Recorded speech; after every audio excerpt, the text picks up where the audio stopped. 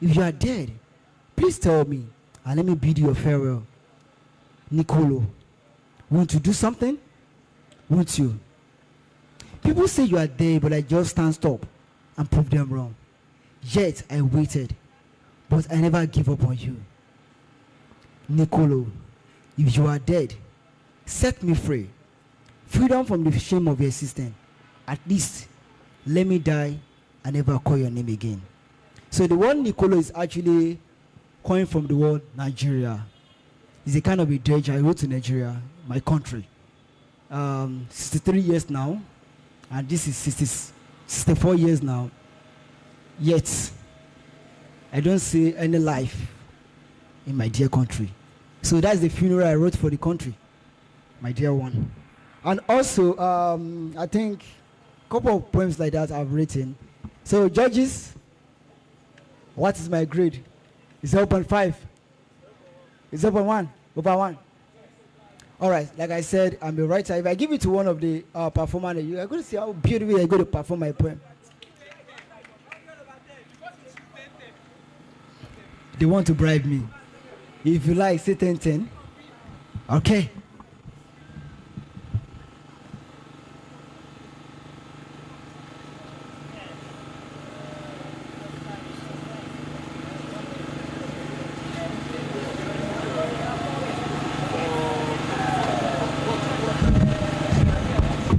Okay, so sorry to say that Ademola Abdulwaris weren't able to make up for the final stage today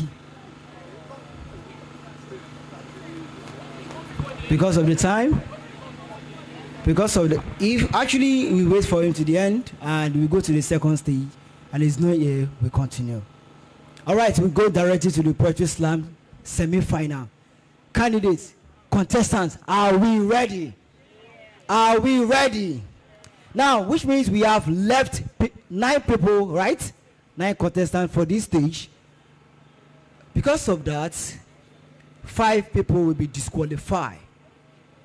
5 people will be disqualified, while 5 will go to the final stage. Are we ready? Are we ready? Are we ready? 5 people will be disqualified because of it's now 9. Okay, 4 will be disqualified while 5 goes to the final. Thank you. All right, we start the first performer from. Ready?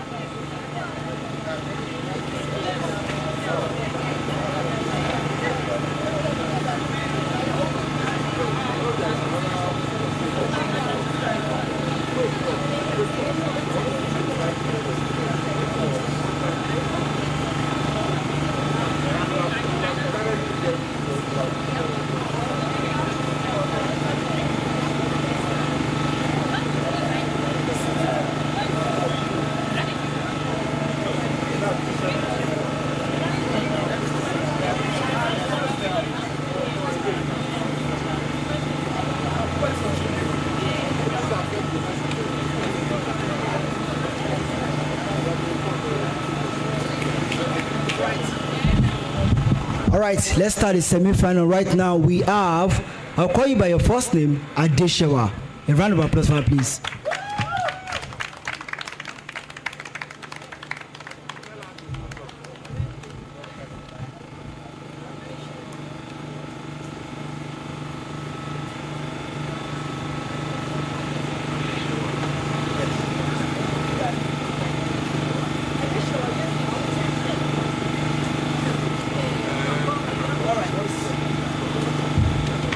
Don't forget 3 minutes. 3 minutes.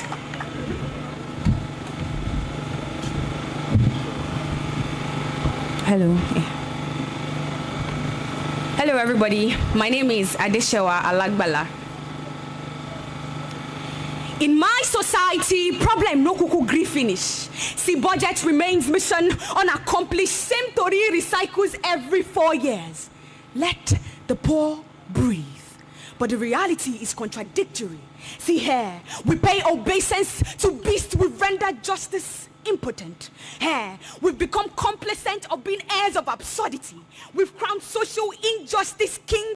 Estates and castles are built on tears and lamentations of citizens. And hunger has become the drive. Man guys do what he guys do to survive, drunk on the wrong passion. Brother man, we don't do what he supposed to do. They bank on Abba's mercy. I tell you, just as gravity has its laws, so there are laws of consequence. On this street, there are echoes of frustration, mouthful of silent questions. From this end, life is a different shade of color. See here, security, they close early due to security reasons. The knot our Matara tie just too thick. Shege Banza is the norm on this street. But I know say the Niger tribe no go call ground lifeline no matter how many times we fall. Stubborn cockroach, when no greed die, they learn resilience from us. See, we go still rise, pass Gary and floating berries on top. So no matter what happens, I need you to do good past the regime of good luck. Let's play truth and dare. Dare. I dare you to do good, to be good, to leave the society better than we were given. Forget that thing, Omoyami is possible. I dare you to try to fix you to peace.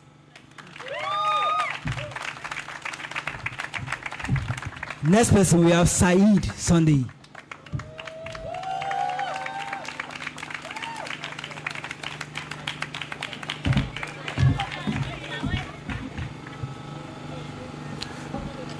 Saeed Sunday.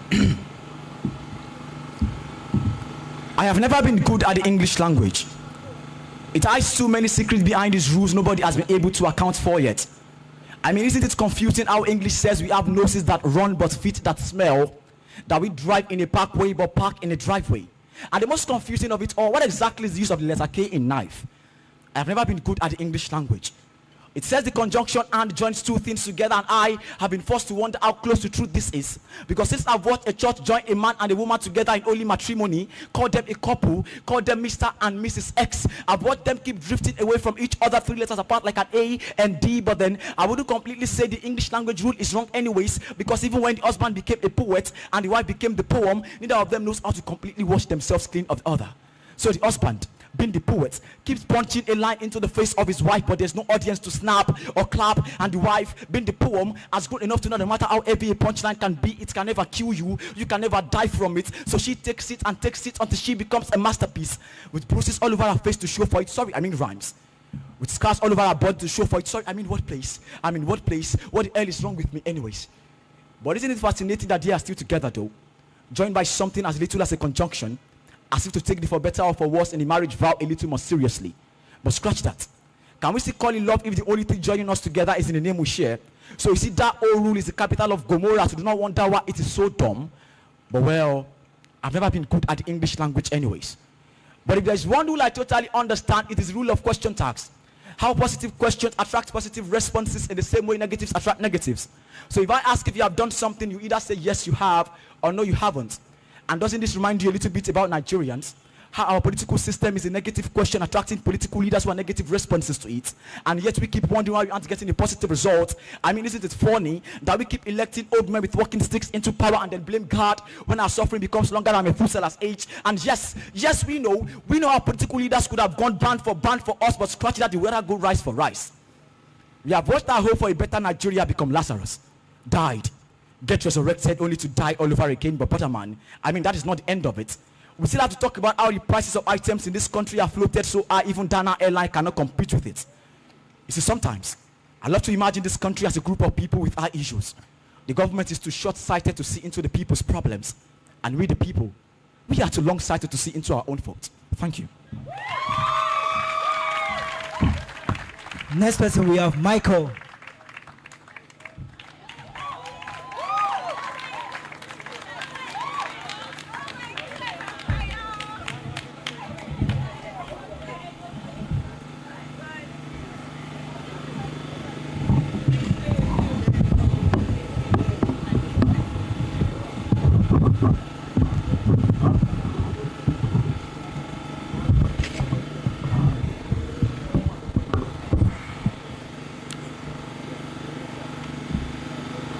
My name is Michael Adeyemi. Now,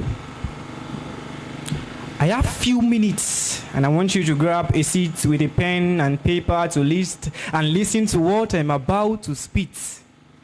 Dear young people, I know you are angry man, you are hungry man. I see how you are striving to secure your bread and butter because you know life is a roller coaster. If you must get better, you have to be fierce like a monster and be ready to dive through your problems like a lobster in the water.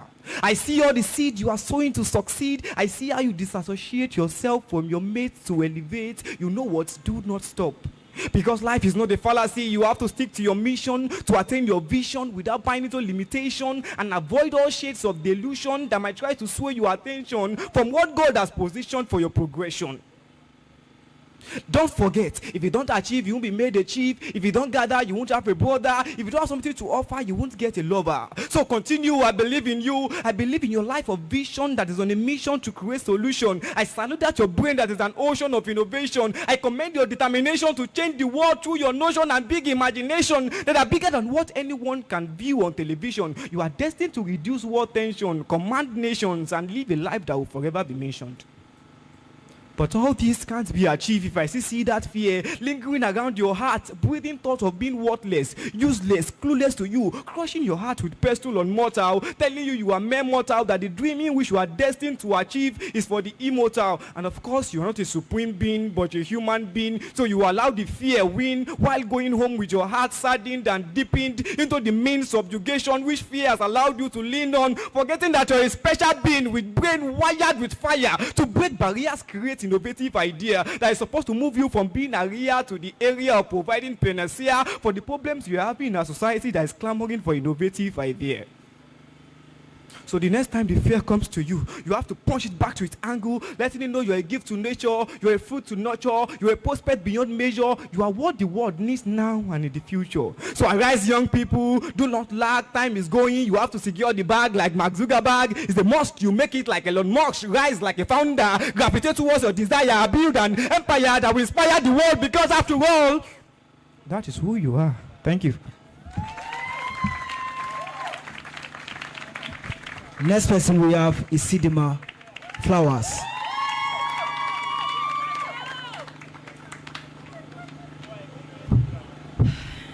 Isidima Namdi Flowers. Thank you. You are 16, going on 17. Baby, beware, be cunning and careful. You are right on the brink. But I'm not 16, and it's 2017. At exactly 8:15, I pick up my phone, down my best friend's tone. My palms are shaky, hands too sweaty. I tell her, trouble is at my door. She says, what were you thinking? A hotel bar drinking? How can you be so stupid again? Stupid. Stupid in love. The first time I heard stupid was in The Sound of Music. I sat down there watching, and uncle came knocking, but mom had gone hawking. I wonder, what if mom had watched over my childhood like Incredible Hulk? What if my youth had never been parted like the Red Sea, but the only red she never saw was the space between my legs, the corner beneath my chest where uncle kept pounding and pounding and pounding. Help, help me. But uncle wasn't uncle. He was husband number 2. If you ever call me a stranger to love, check my mother first. Love me the wrong way, love too, marriage is a stray. When mom told me, my dear, life is an empty page men will want to write on, I didn't know hers had already been dipped in black ink, drenched in colors that I couldn't see. So I tore off the hinges, then the lens and pages that I couldn't hear, and I made myself into this virgin that I couldn't see. But I do not say all these things now, do I? Not so mindful, not so demure, not so Miss Independent, too old for this shit, so I bury my bones in menace come tweets, hide my scars in inspirational quotes, masquerade my legs in praise songs. Hallelujah, thank you, Lord. See, in many ways I have died, fallen, cut myself into bulletproof vests, ironed my breasts into albums, placed them on repeat for killers to rewrite the lyrics. First murderer was uncle, turned boy next door, turned college lover, turned Kule Uche Remi, turned me. Yeah, call me a murderer too, like your first dose of high. Call me justice for every Christiana. Call me every man's doom who dared bend the knee to victim like me. Go ahead, save them from me. But first, save me. Because it's 2017 and I'm no longer 16. So when my best friend asks, what were you thinking? I tell her, I killed him into a victory song. bend his blood into this poem, hoping for healing.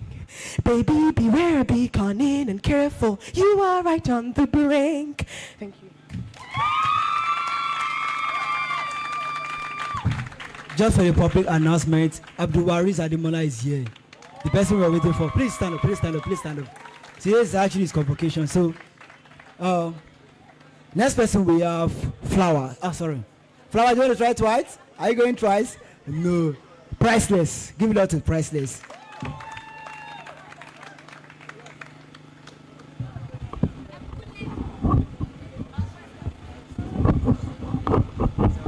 Yes. Good evening, everyone. My name is Priceless Onyebuna. I am not who my generation says I am. Another passenger on this ride called life, chasing bags and dreaming of living the soft life. Not wanting to put in the work but willing to reap the fruit thereof. I am not what my generation calls me. Another Gen Z too bothered with being trendy and being on last spending, but not working to earn the money I'll be spending. I am too worked up not to work myself up. Because I'm uncomfortable with living the lives my parents lived. I want to change the narrative. I want to be the antidote to this poison potion poverty, pushing priceless past our proposed identity. I want to rise beyond the peak, be an edifice that's too fixed, too fit to be a misfit. I want to be a misfit that stirs the waters men dared not reach. I want to be the next record breaker.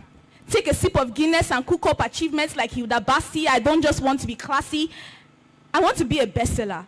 A book to be read 1,000,000 times over because my value is a chart topper. I want to emerge to the fullness of my potentials because I am not what my generation calls me.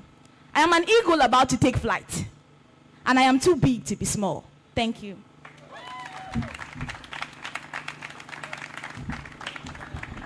Next person we have Joy Zion.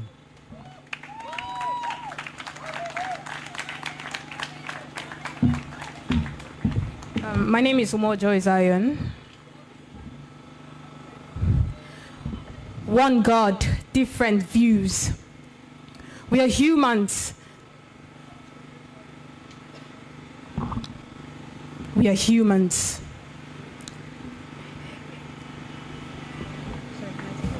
I'll take that again. One God, different views. We are human, inquisitive nature transformed into confusion. Faith fragmented by our mindsets, and so our mindsets to affect the definitions of the real God. From the mosques to the temples to church, to the church is high. From the mosques to the temple to the church is high, to the synagogues to the shrines, religion is defined. Come to my church, come and serve my God. The buildings now glorified, but the words cut. God is love, but you hate your fellow person and you judge him, saying that he is a sinner, for he serves not the God you do. The same fake pastor where they criticize for days, still they move by night to find juju. One God, different beliefs, different names. Lord, Allah, Krishna, Yahweh. According to what you believe, but it still makes your way.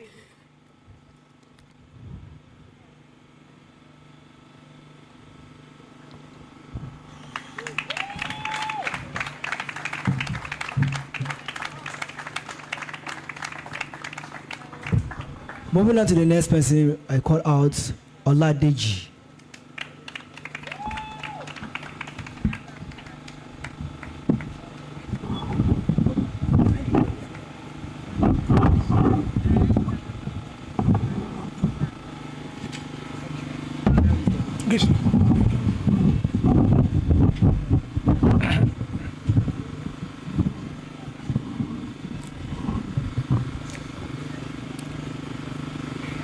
Ajá gbogbo lóko igbe rẹ̀ ò délé, ọ̀pájùbà ọmọlé ọ̀rọ̀, ojú aboyún ò tọ́lẹ̀ ẹnu rẹ̀, adíá fún òkè tí ń bẹ láàrin òṣìrí, tí ń bẹ láàrin ọ̀tá, òkè ń bẹ láàrin òṣìrí, òkè ń bẹ láàrin ọ̀tá, ó lè gbọ̀nyìn, gbọ̀nyìn.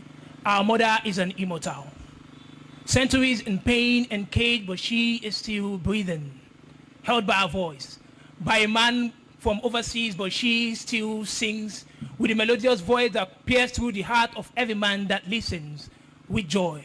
But they called her names, outdated, archaic, barbaric, and more.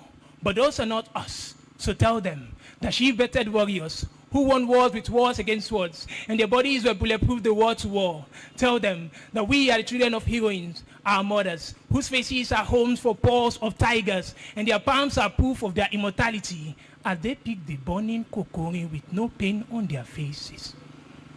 And we are from the lineage of those who fetch money from seas and pluck coin from trees. We are the souls that embody festivity. We own the night that breeds song, dances, and folk tales. We are the shekere that shakes all feet, that the gong that waggles every waist, which is rhythm hidden beneath the armpit of our ancestors. Tell them that we had witnessed civilization many centuries before westernization, that we had kingdoms in south, east, west, and north, and that place they call home before Columbus was born. Tell them that our heritage is an immortal. Centuries and pain and cage against that tongue that slays, but she is still singing. And before their pen and pages, like oxygen, we breathe our history. Peace.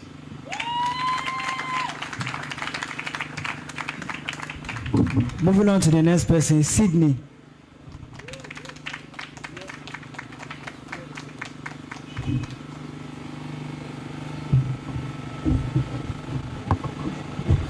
It's fine. It's fine. It's fine.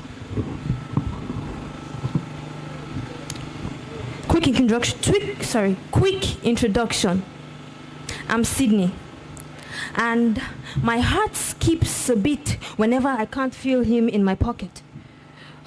It's the first thing I reach for in the morning and the last thing I drop at night, so I caress him carefully in my tight grip, and the only time I let go is when I drop him by mistake. That's weird, right? My husband is an iPhone, and I am the Wi-Fi. I only feel connected when we're connected through Wi-Fi. He never takes me out on dates, but uses data and updates. Yeah, you can call me clingy. He has to go with me everywhere. I have no room to rest because he follows me into the restroom. He's a control freak. He doesn't want me around any males, females, only reels and emails. Our conversations are left unfinished. So he saves me in his draft, puts me in his trash, and I'm still attached. I know what to do. I'm going to forward him this message in 4 words. Let's meet other people. People are not profiles. It's a catastrophe how curiosity spreads like cancer caused by getting caught up in the competition of putting filters over your life to get a couple of retweets and likes. But who wants to be liked when you can actually be loved? We've gotten really used to hiding our emotions behind emojis. God forbid I have a good moment, I don't post it online, because if I don't snap it, it didn't happen. Cell phones were made for us to enjoy, but over time it has been used to end joy. Arguments over iPhones and droids. I repeat, argument over iPhones and droids. I repeat, argument over iPhones and droids. I repeat, argument over iPhones and droids. Cell phones are not meant to be condemned, but we need to make a decision. The time we spend on them should be condemned. Make a decision to log out. Make a decision to unplug and disconnect. And like Microsoft, we should excel. Thank you.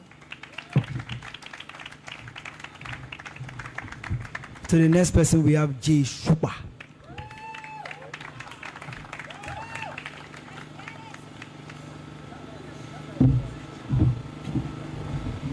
My name is Jay Super. Sometimes, what doesn't kill you makes you the killer. Plays the spy game in your bloodstream, shuts off tequila or Gouda or Awakpa, depends on the size of your mullah. till it's La Familiar enough to undercover its way past your defenses. Blur your lenses, build fences around your senses. You go think, say you wise. Say you, they see the light till the light from an oncoming vehicle spotlights the consequences of your actions. Panic mode. Despair fills the air, blood on the road. Kamaru just have this 20-feet container down Ojuelegba Bridge. 6 adults, 3 kids, resting in pieces. One of the busiest places in the city transformed into a PTSD trigger because sometimes what doesn't kill you makes you the killer. Turns your shadow into a sorcerer with one's white as your addictions in hand, like the leader of an orchestra waiting to summon your demon center stage, creating art that transcends time and age, still in shows, till you try to do it without them. Try to go back to the life before drugs and then they feel betrayed. Whitney Houston, your career leave the world dismayed, struggling to separate the artist from the heart. Today, your role model. Tomorrow, a lesson for young bats, because sometimes what doesn't kill you makes you the killer. Imagine marriage, a reality show for porn stars, and your wife Alexa, so you mentally construct her into a 4th-generation italic font. Say it's a duty to bend it whenever you want. Sex starts for 2 weeks, your daughter begins to look at food. Daddy, why are you doing this? Don't you read the Bible? Children, obey your parents in the Lord, for this is right. Model father in the day, pestilence at night. See me? Wanting to purge herself of her father's sins, mistake sniper for laxative. Daddy paints his face with grief, but even tears are reflective. We can see through his lies. A grim reaper hibernating in his eyes, glaring reminder that sometimes what doesn't kill you makes you the killer.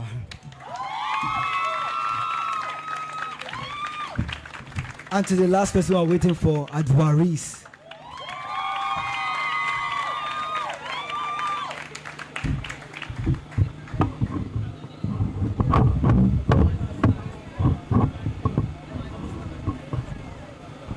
Dúdú lára, dúdú láṣà, dúdú lògbóǹtarìgì ọmọkùnrin tó ré kọjá ní Kòròdú ọ̀gá tó fi dáṣàlẹ̀ jẹ̀jẹ̀ bí ẹni òróbìn rí. Dúdú lórísun mi tí ó lè láíláí gbẹ. Africa is my heritage, so I can bank on it. I need no alcohol to tell you Africa is my origin. I can never depart from this path. It's already part of me. This part of the world obtains every part of my heart, including my renal arteries. Africa, the home of resilience, love, and originality. Like Ngungi wa Thiongo, I'm saying this black skin is a black hermit that permits me to embrace my culture and tradition as a way of life and not as a superstitional belief that is liable to harm me. Being a black man doesn't mean I'm sheriff, so don't castigate me as the villain I never was. I shall marry when I want, where I want, and how I want. Not to be ushered to the altar to utter self-imprisonment statement through my signature. I am an African who can't be caged in the shackles of religion and bow gullibly to a scumbag that accumulates 10% of the congregation's income to build his personal wealth and that of his accomplice. But wait, the last time I checked, both the rich and the poor pay tithes and offerings, and it's still very tight for the poor man to offer his child sound education in the rich school built from his hard-earned contribution. This white herd has done more harm than good. Giving us education was an erroneous decision, because the sword that was meant to behead us was the pathfinder to our liberation. Lọ́ṣe ní ká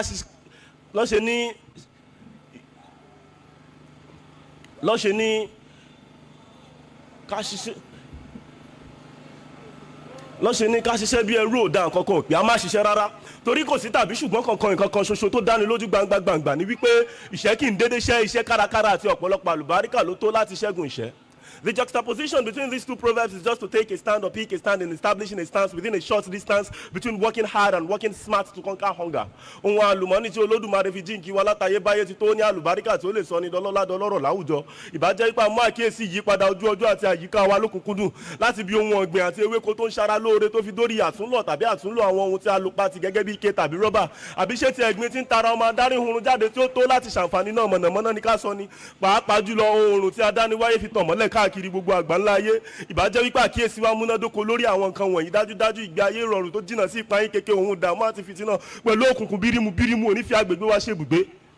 àǹfààní àwọn àkíyèsí wọ̀nyí òun ni pé yóò lé ìbẹ̀rù bojo ebi kúrò nínú kọ́lọ́fín gbáyà àwọn mẹ̀kúnnù fún ìmísí àlàáfíà láti jọba. If all I've been saying is the X in mathematics, then this is the summation that will tell you why we need not to offer negligence as the homage you pay to the change in climate. Green revolution and agriculture, biodegradable waste recycling, systematic solar energy and every other forms of natural renewable energy like the biodigester is voracious enough to digest the pangs and unemployment and hunger in Africa. For it is a global skill that is sustainable enough for you to glow and flow to rule your world everywhere you go like MTN. Now here is the fact that is far from fallacy. Did you know that if you prioritize the responsibility of being the janitor of our green environment, definitely in exchange of the carbon dioxide we exhale, the fresh flows of oxygen will booger through our nostrils to let the poor breathe without suffocating them.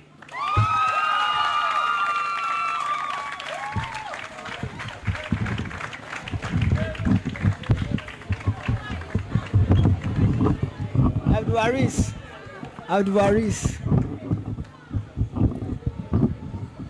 This is suffocating me. I need to be adjusting the mic every time you come on board. All right, 5 minutes for the judges to eliminate 4 contestants and go to the final stage. 5 minutes. The number is complete, right? Right? 6 contestants is going to the final stage. 6. All right, so all contestants, you can free to go and prepare yourself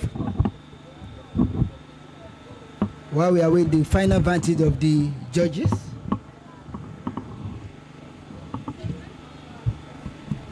And please let me emphasize on this. Okay, when you guys come back, I will explain that better.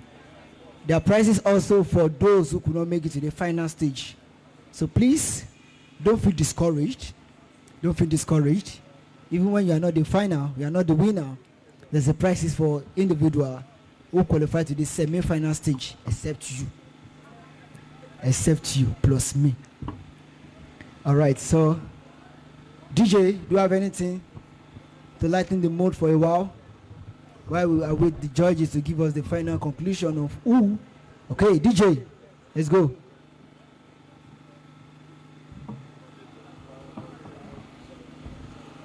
Still waiting for the judges.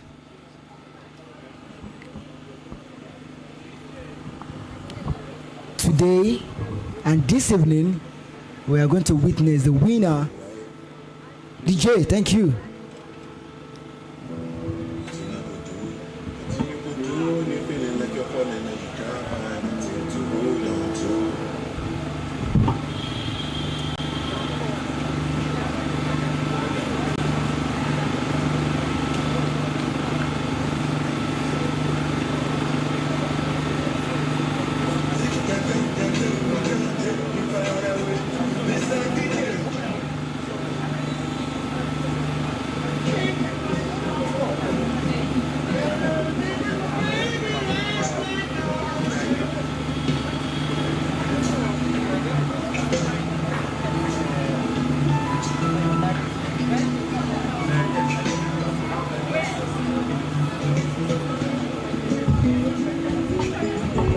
At least if you are not the winner, there's something here for you to take home.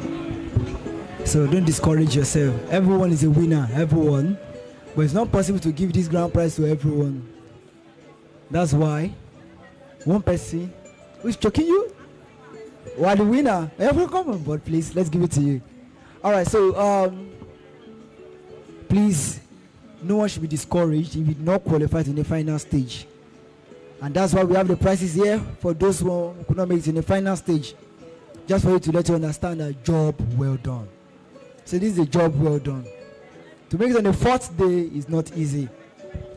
So we are using this medium to encourage everyone, and those who make it to the semi-final, and those who are going to make it to the final stage, and eventually the one person is going to go home with this grand prize today.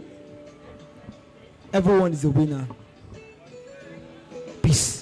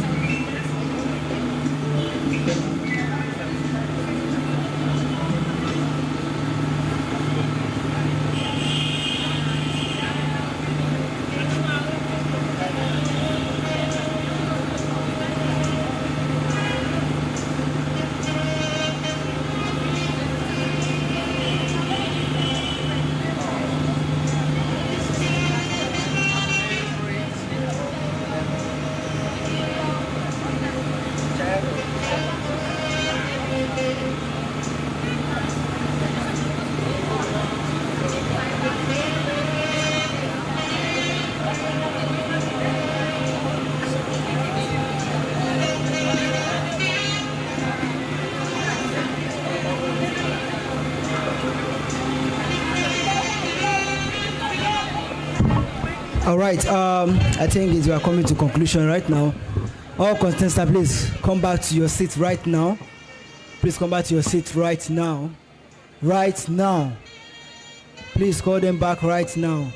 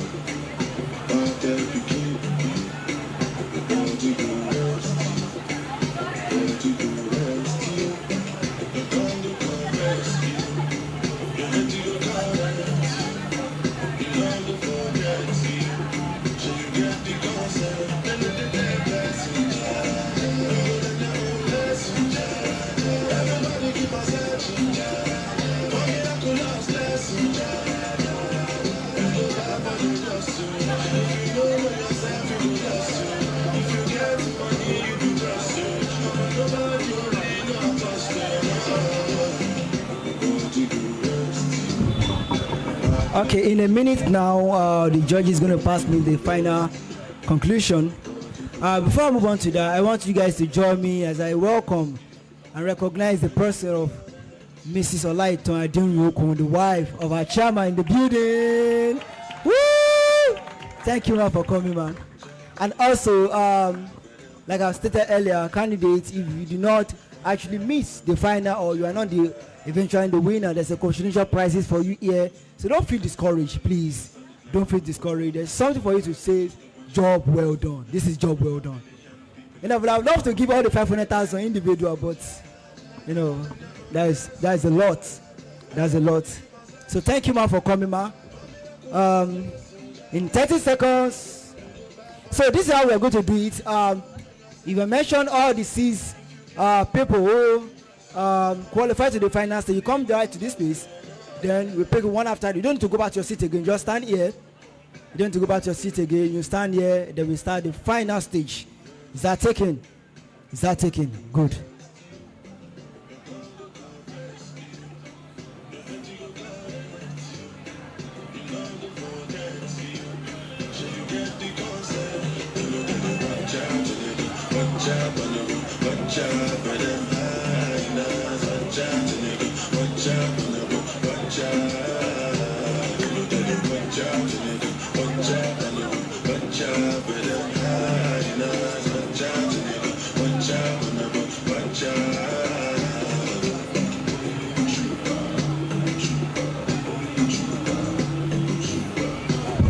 All right, attention please. It is time to unveil the list of the six contestants that made to the final. Okay, DJ Sef can make this something awkward. So why will you up that? At least let them enjoy so that even when you do not hear their name, they can still be like, okay. All right, the first person on the list I have here is, give it out to Adeshewa to the final stage. Moving on to the next person, we have Saeed. Moving on to the next person, we have Isidima. Okay, we're moving on to the next one, we have Priceless. Okay, 2 more to go, right? Is that 2 more?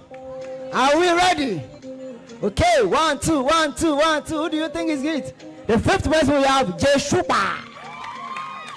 And the last person, but on the list here, who has the highest point, 26.5, is Abdulwariz.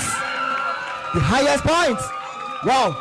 All right. So others on the seat, please and please don't go. Don't go, don't go, don't go, don't go, don't go. We are moving directly to the final right now. Guys, are we ready?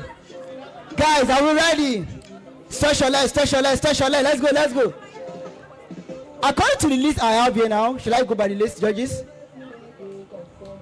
To call them out for the final stage. All right, okay. So we do like this: one male, one female, one male, one female. Are we ready? All right. One male, one female. Okay, want to go back to your seat? They say want to go back to their seat. Okay. All right. Male or female, vote. S, male or female? Who is going first? Female. Give it out to Adeshewa. Adeshewa. Adeshewa. Okay, okay. All right. On the list we have Saeed. Saeed.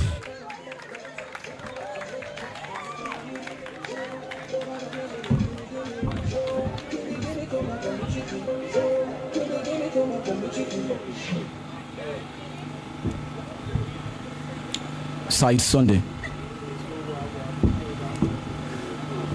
The white man who read this history book thinks the black boy magic is about Afrobeats. He thinks poetry is the only miracle boys like me can perform, but well, sorry to say, we have mastered the art of disappearance too, so call us MA holders in disappearing studies. So call us the people who say good day and goodbye at the same time, because this country is Uther's Camelot, and boys like me have been merlin enough to never take credit for our magic tricks. You see, welcome to Nigeria, where to be born a boy is to be born a soldier waiting a war.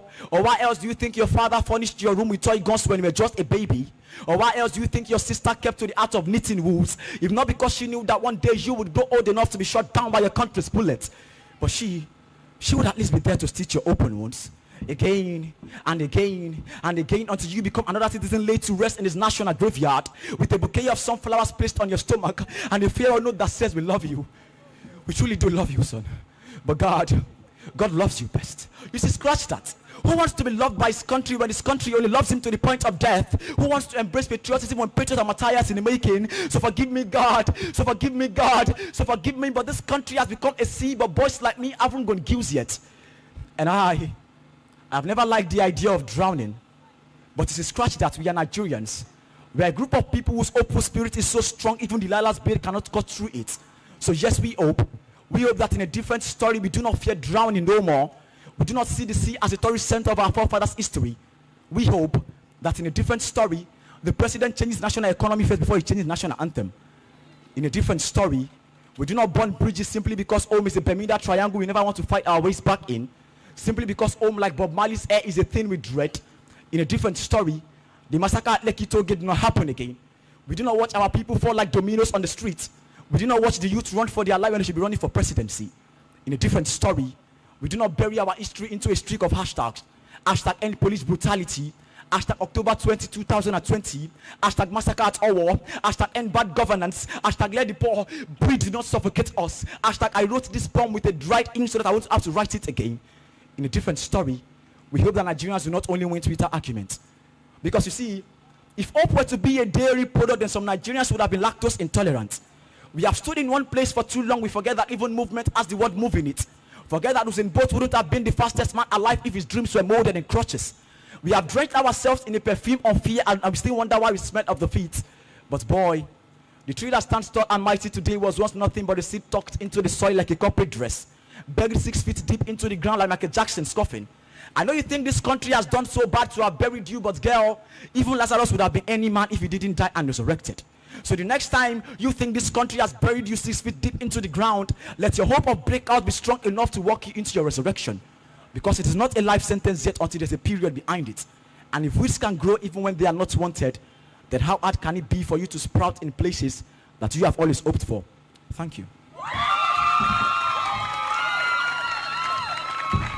I guess that is the final. We are getting to the final. Moving on to the final, we have Isidima.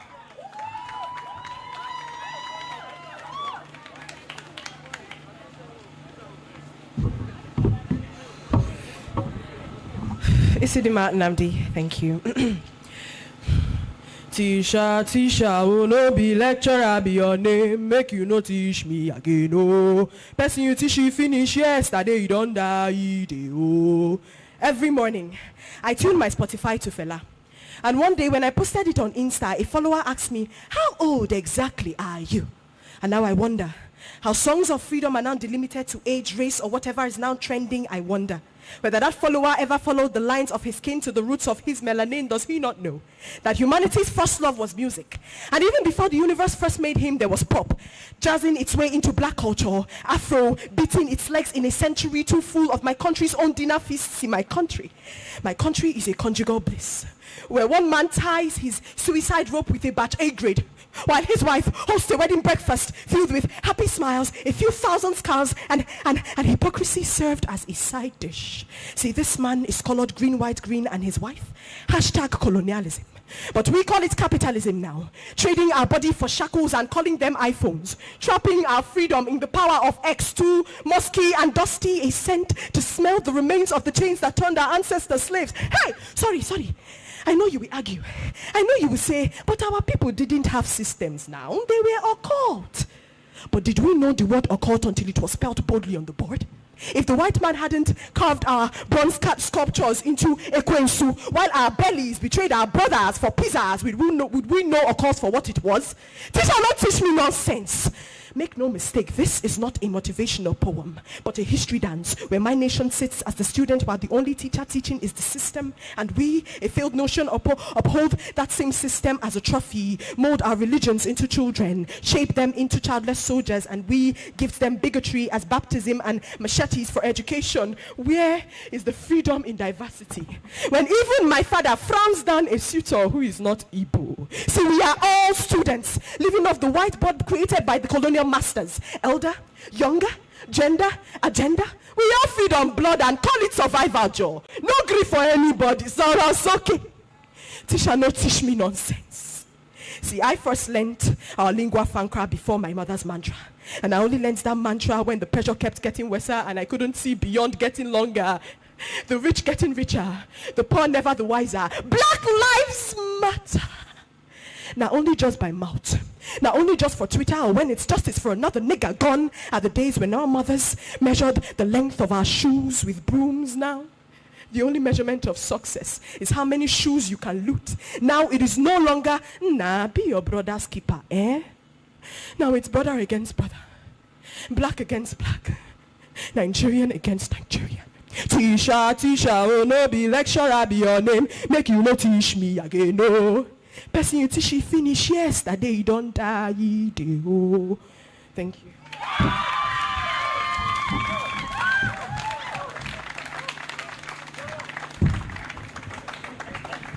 All right.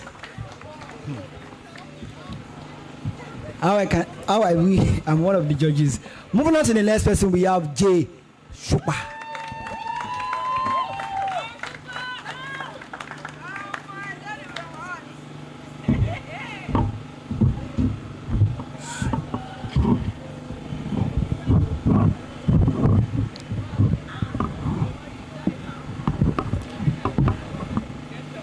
Before this poem ends, I wish you dead. Allow me to reintroduce myself. My name is Jacob Tamarademune Taiwo Sukba. First of his name, last of his kind. There was none like me before me. There is none like me besides me. There will be none like me after me.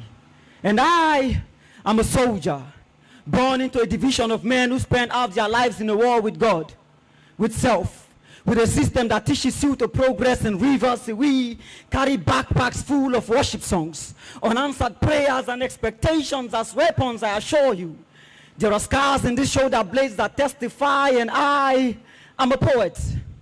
From a place where dreams go to die, which is to say, 80% of the people I grew up with do not know what being a poet means, and the remaining 20 consider my bold attempt at writing this chaos of a life into one priceless piece of art too unrealistic, like a slave queen's birthday wish list. And truth is, there are days when even I think this. Days when I'm less the poet and more the poem and its worst critic. A movie script with a tired synopsis days when I push so hard yet my faith bets nothing like things hoped for, and for that cause I sentence my mind to torture from wishes dim as yesterday and regrets that drag my sanity through clay is so bad even Soso falls into depression when she tries to take my pain away. But isn't this what it means to be great? To recognize that for soldiers like me who fights and runs away is a coward. Unless he shows up again and again and again ready to fight another day. Isn't this what it means to be great? To learn the art of finding your own means of transport on days when life refuses to go your way. So yeah, consider my next words a baptism, because before this poem ends, I wish you dead. Dead to the smallness you stitch to your identity. You're not just made in the image of God, you are God. For God's sake, act like one. Before this poem ends, I wish you dead. Dead to your imposter syndrome. Before this poem ends, I wish you dead. Dead to your reflection of society's words, thoughts, and actions. Before this poem ends, I wish you dead. Dead to your constant need of validation. No one knows what it means to be you but you. No one cares what it means to be you but you. No one sees the battles you fight behind closed curtains but you. No one smells the burns from all the sacrifices you've made but you. So you write, you speak, you sing, you shine, you tell your story with hope so big it is heard in different ages. And if the world decides to play deaf, if the world decides to play deaf, if the world decides to play deaf, then you be creative enough to do it with sign language. And at the end of this poem, I wish you a resurrection. You have been forgiven, my friends. Go and sin no more.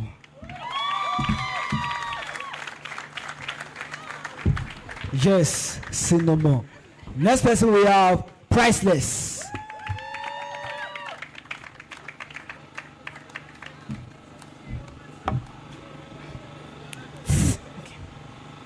All of my poems are compositions, because to craft a stage where I must shine, I must first introduce myself. I come from an ancestry where stubbornness is king, where resistance is reflex and defiance is everything. I come from a lineage of wrestlers who fought wars before the WWE. My ancestors were the ones who refused to back down. In the face of adversity, they took a pose and wore their crowns. Their courage was a shield, a sword and a shield, an armor to protect them from the blows of injustice and yield. This show of doggedness wasn't put on pause, but fast forward to generations in front, this stubbornness still runs through my blood. Inherited like my grandmother's sewing skill, it's been threaded into the seams of my DNA.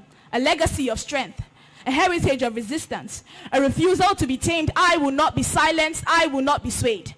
I refuse to be tamed. I refuse to be bound by poverty, dragged by the collar and made to parade like a criminal by penury. I refuse this stench of lack hanging around me like a lotion of garlic cloves. In a world full of copycats and synonyms, I choose to be an opposite, to say no to conformities, to not OOTD a cloak of mediocrity. I choose to be an abnormality, to make bricks out of dreams, craft the wall of positivity around my mind, to shrug off failure like clothes on fire, because poverty is a pedophile and hunger is an advocate for gender equality, devouring both male and female with equal ferocity, rendering all helpless and united in their vulnerability. I have seen it all. I stood eye to eye, I looked this weapon of mass destruction lack in the eye. I have been assaulted, stripped of my dignity, made to crawl till my shame became a stifling stench. I have seen it all. And so I choose to grow thick skin made of elephant hide, so negativity sees me and begins to hide. I choose to pick myself up, to sit myself down, to be hope against all odds, because I plus Baba God equals a very sure odd. I was taught to be generous in mass, and so I'll serve suffering a hot breakfast, because hope is a stubborn thing, and where I come from, stubbornness is king. Hi, my name is Onyebuna Priceless, and I am its offspring. Thank you.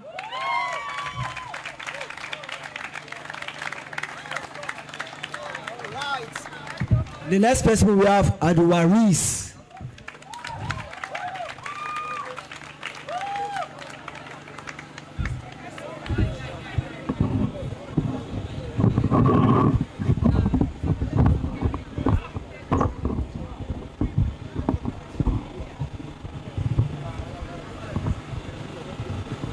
wọ́n ní bébí bá kúrò ní ìṣẹ́ ìṣẹ́ àdóhun gbàgbé ebi kì í sì wọnú kọ́rọ̀ mi wọ̀ bẹ́ẹ̀ ni àbí bẹ́ẹ̀ kọ́.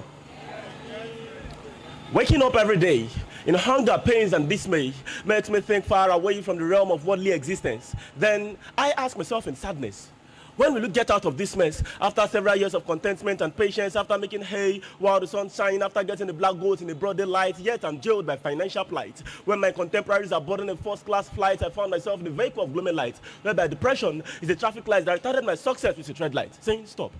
But already I'm depressed. Never instigates me to be impressed. My existence in this world is full of regrets, despite the fact that I never relent. I gripped the pattern of ambition with all my strength, yet I couldn't see the illumination of anything bright. And if my existence could bring me nothing bright, then let me board the celestial flight. So kò gbàgbé pé ogun láyé ni. Ogun láti fi ń jagun ṣẹ́gun nínú ológun torí jagunjagun tó bá gbọ́ tìjà yékéyéké ló tó láti gbógun mi torí ìròyìn ogun kì í tán. Bí Elisha bí agbóngbò àkàlà, mo bẹ́ẹ̀ mọ̀ pé ẹgbà méjì ń jara wọn níyàn. Bí báyìí ní báyìí sí ẹ̀ ní bá wà. Báyìí sí ibi àwà yìí gan láti gbé jagun ṣẹ́gun ìrètí pípẹ́ tí ń jọba lọ́kàn ẹni tí ń fa àárẹ̀ sókàn ẹni. Bí ti làrí ọ̀yẹ́ bá wí fún rètí wípé tó bá ti gé ti rẹ̀ ti àyín lọ àwa ṣetán láti bẹ lórí tán pátápátá bí ta gbòǹgbò àkàlà. Lórí ọmọ ẹ̀gbá bíi tiwa lẹ̀gbá bíi ti Kóńgí Kóńtà Olúwọlé ọmọ Ṣóyínká tí kì í gbàgbàkúgbà. Aláwùlẹ̀ tí fún ọba mi aláàánú tó lè sáde kan di méjì ìkúrò lórí àlè aráàṣì rẹ̀ níbi tí ó ti ń wàárẹ̀ ọkàn tó sodo sígbà yọ níkúlùkù wa látara ìrètí pípẹ́. Ló fi ní iná máa lọ́rọ́ sí rí yusuro lẹ́yìn ìnira ìdẹ̀kùn ló kàn ọkàn mi ò sì rè yé kóńgó lórí pé kọ́ngù ibi ayọ̀ lọ́rọ̀ ẹ̀mí rẹ yóò padà kọ́ngù sí. Then I heard the voice again, the voice of the voiceless. He said, hey you, yes you, I mean you, why are you giving up so soon? You gave up on hope thinking your solace is in that rope. Bro, I know your major depression is caused by oppression because you gave in attention to the exotic cars and beautiful mansion. Make I can't speak wetin go fit here. See bro, I know say you dey broke. The timeless tears from your eyes is heavier than Davido's eyes because the problem too much, you don't dey choke. Too late joy, if you confirm 30 BG but the money wey dey your hands are no reach 30 shillings. Oshe, the only outsider wey no fit ball outside because when he get the money, he don't take am born outside. So now why the Sakpa Kajola must boy outside? We understand say the unfriendly match between you and Sakpa, you know Greece come one go because it be big FC, so nothing concerned with Champions League. We know say you the hustle, we know the stage you self don't enter for jungle, but bro, wait for the best to happen. I know to you that is your messiah, but ask yourself, why are you running from trial? Because for you to be an achiever, your endurance must be multiplied. I am Bale, the voice of the voiceless.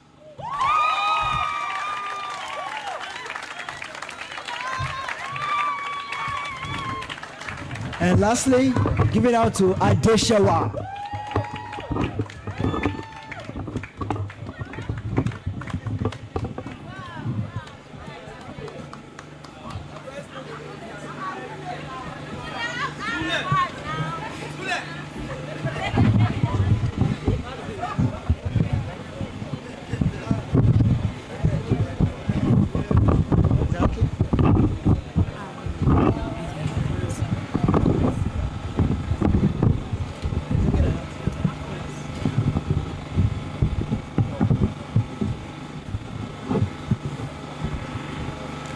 Hello everyone, my name is Adeshewa Alagbala.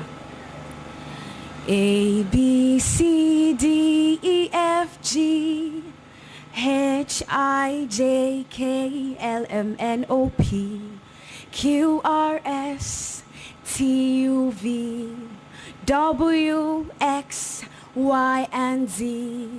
This is society's metamorphosis. A to Z, listen to this piece. A, ancient Adam, formed from atoms, started this adventure. B, back then, Abba's breath and boundless bliss defined reality. There were no beasts, but only beauty. C, the songs of celebration were cadence and creativity. Danger and deities were myths beyond the reach of our reasoning. But E, evolution. It edited F every day to suit a taste, forming filters of fraud to fool the frail. See, the gravity game we play with the galaxies, keep our minds both caged and engaged in people, we say. But our creativity is now molded into predestined shape. What has society morphed into? We've learned to ignite myself and I mentality, yet wonder why greed is influential in this age. See, our jade, once jewel, is now synonymous with catastrophe and pain. We need kites for doom and build kiosk of hardship, letting life lessons lead us to more heart instead of hope. See, money-mindedness makes us maneuver methods just for gain. In plain language, I ask, isn't this the true cause of climate change? We cut down trees to build stores, and build stores to sell trees, make ocean a wasteland, create machines that causes air pollution. Our nucleus, once nurtured for love, is now narrowed. This observation orbits not only around here but across the globe. See, our paradigm plunges us into deeper bondage. Our quiet quicks stem from our insatiable quest for gain. Humanity is failing. Our originality is fading. We need to reach roots to seek revolution. This is the silent sculpture of society, and I must say that true theories must transcend time, turn humanity away from its cracks, because our universe is unfinished. Counting on us to restore the humanness in humanity, because we wobble and waiting for one to lead the change without getting the X-ray to explain the exodus of our pain. See, we must yearn for an earth as yummy as cake and zealously display that we want to reach our zenith whole again. We've traversed different eras, from Adam, dinosaurs and apes, to living in caves and fancy skyscrapers of today, yet our humanness continues to deteriorate. But we can be kind, create inventions to better this age, and not to manipulate, to embrace each other's uniqueness and not to hate, to be brave enough to step out of the greed game and cycle, to dare to return to him whose image we were made, to write our story A to Z on a new page. Thank you. And that is a wrap. Finally, wait for the judges to come up. All right, please don't go anywhere. Please don't go anywhere. Sit down. We're gonna do this very quick. All right. Okay,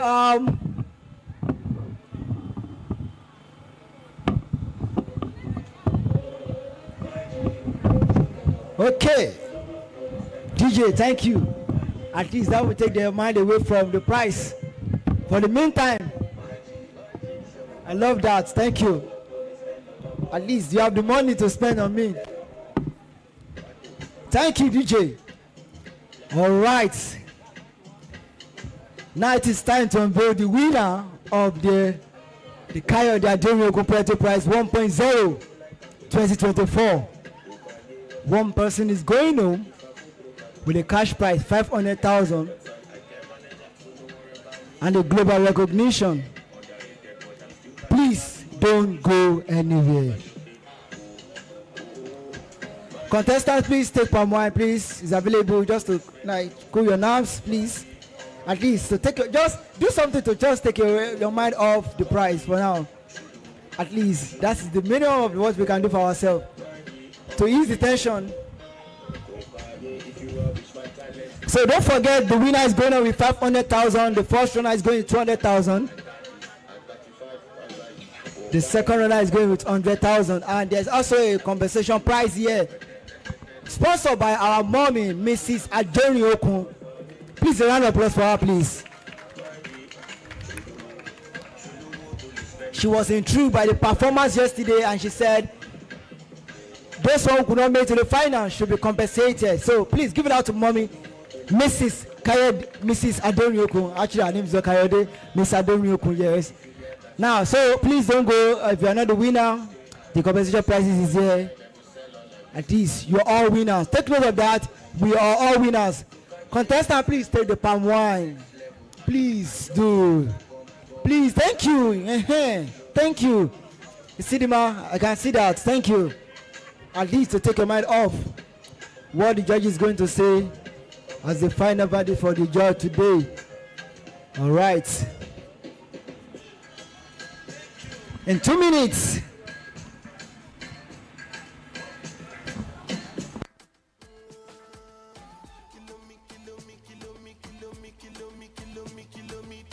I don't come kilometers. I don't Learn from the teacher. I don't take for the game, she no pitas. I decide bad mind from a distance. But this sweet happy, I love my pitas. Oh, Loguni Misha, show you the confirm for your speaker. This time I call drop seat for assistance. Show we they blow your mind, Afghanistan. Kilo me, kilo, kilo me, kilo, kilo me, kilo, kilo me, kilo, kilo me, kilo me, kilo me, kilo me, kilo me, kilo me, kilometers. I don't come kilometers. I don't walk that many kilometers. Learn from the teacher. I don't take for the game, she no pitas. I decide bad mind from a distance. Not this sweet happy, I love my pitas. When you come, make I give you digits. When's the last time somebody did it like this? Too much ice on my bumper clap wrist. That's why everybody hating on me like Chris. Kilo me, kilo me, kilo me, kilo me, kilo me, kilo me, kilometers. I don't come kilometers. I don't walk that many kilometers. People think I be Johnny just come. Like I just got rich, like my money just come. Send them back to where they come from. For talking like the product of a torn condom. Southside no come from, me no care, my brother. One side sit down for one chair, my brother. Come try, me will make it disappear, my brother. DJ, bring it on, please. Thank you. A quick one, please. This program, this particular session is supposed to have ended about 45 minutes ago. So we apologize to the Kora Peng dialogue. So we'll be taking here after the event, after the announcement of the winner. Please don't scatter this speech. You know, once we announce the winner, everybody just want to stand up. Don't forget, immediately we announce the winner, sit down. The Kora Peng dialogue is going to take here right now. But we want to take all the paparazzi, can take it to the back. So when we announce the winner, because almost like this is 47 minutes past our time. So we want to apologize to those who actually joined us online. Please, we are sorry. We're really, really sorry. You know, this is the word of the Gen Z. Actually stole like a few minutes of your time, please. Dakatola, I want to apologize, sir. Our program is going to start very soon. Very, very soon. All right, DJ, bring it back. DJ, take their mind off this. At least no one should be.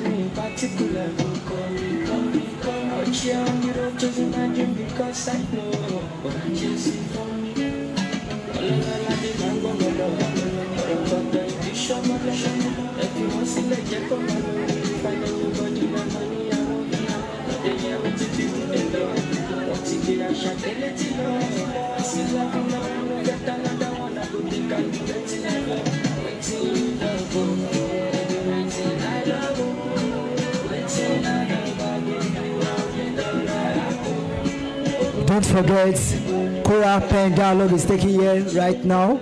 After the announcement of the winner, please don't go. And once we announce the winner, we can take all the paparazzi to the back. Don't forget, please take note of that. Or else I'll take the money. I will not give it to you again. So let's obey the rules, please. Immediately we end this, let's take all our celebration to the back. We need to sit down back for Kora Pen Dialogue. We apologize to those who have joined us online. Please bear with us. In the next 5 minutes, we are going to wrap this up very, very soon. Mr. German, sorry, sir. I know I was going to be scolded at the end of the day, but public announcement, I say I'm sorry. All right. Don't forget, if you're not the winner, We are giving you a compensation prize here, a token, a prize, and for you to see job well done. Everyone is a winner. Please know that. Everyone is a winner. Please know that everybody is a winner. But it's not possible to be giving everybody for 500,000. This is Tunubu. Even that man will not give you 100,000. He will not even give you 5. Tucker will not give you 1,000. So please, at least we need to. And don't forget that you have not the winner.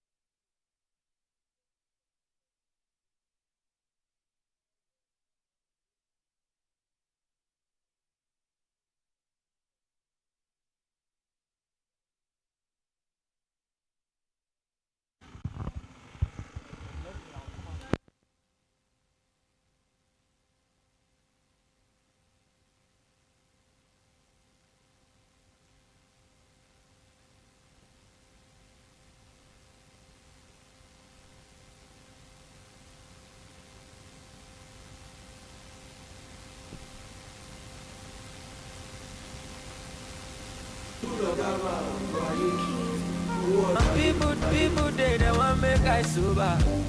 Me I love you sober, cause I got you over running. But where I take me, I did I lawyer. Them say I loca, la vida loca. Side for me ni coda. My face they show, my shoe they shine. I'm a buen caraco. My face they show, my shoe they shine. I'm a buen caraco. Bí mo ṣe lọ, bí mo ṣe bọ̀, mo wà lọ́wọ́ bàbá gbọ́, mo wà lọ́wọ́ bàbá gbọ́, mo wà lọ́wọ́ bàbá gbọ́.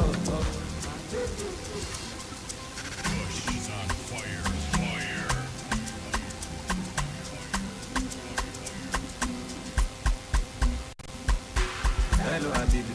Salam alaikum, Habibi. If you're ready, let's go, Habibi. I told you, Habibi. When the money enter, Habibi, I'll definitely call you, Habibi. We will go to Dubai soon, Habibi. Lana Max Congress. Eshani, Habibi. Wallahi, I will spare you, Habibi. Oh, my baby. I wish that you won't go, Habibi. Hello, Habibi. Salam alaikum, Habibi. If you're ready, let's go, Habibi. I told you, Habibi. When the money enter, Habibi, I'll definitely call you, Habibi. We will go to Dubai soon, Habibi. Lana Max Congress. Eshani, Habibi. Wallahi, I will spare you, Habibi. Oh my baby, now which store you want go, Habibi? You get it, if you don't get it, forget it. Spend anything, buy Gucci and Fendi. Enjoy the money, don't you worry, baby. You know the money longer like the look of pigment.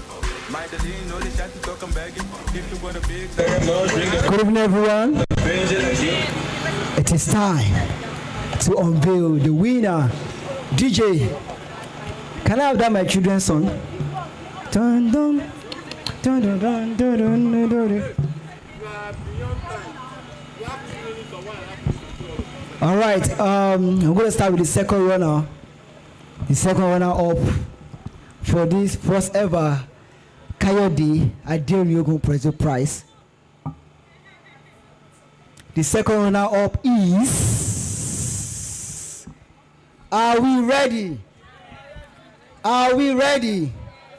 The second runner up for this Kayode Aderinokun President Prize is Said Sunday. Second runner up. Second runner up. Said Sunday. Said Sunday. I need to call out Professor Ben Tomoloju for the picture of this prize. Give it out to Ben Tomoloju. Ben Tomoloju for this prize. That is the second runner up. The second runner up.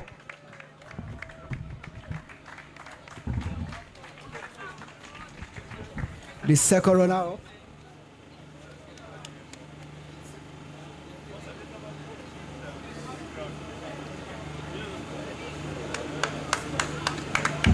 All right, I will move on to the next. The first runner-up of this Kayode Aderinokun President Prize is. Are we ready? Is Sidima Nandi? I want to call out Mrs. Aderinokun to present this prize. Mrs. Aderinokun to present this prize. The first runner up. The first runner up. The first runner up. While we are moving on for the first winner.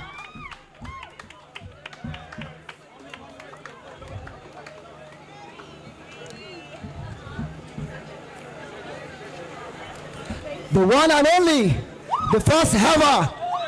DJ, let me hear that song, please. The one and only, the first time ever. Labaf. The winner for the Kayode Aderinokun Poetry Prize with a standing ovation. Everyone stand up, please.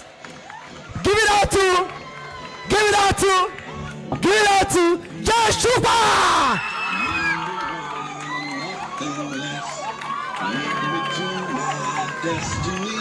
Yes, Jay the winner of the Kayode Aderinokun Poetry Prize. Give it out to him.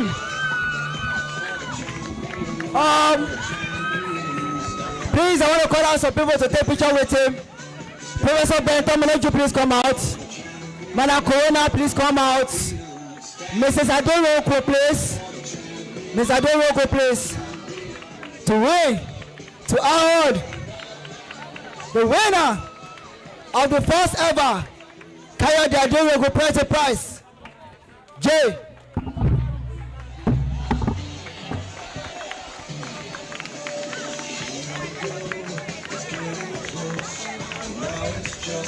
The train come through.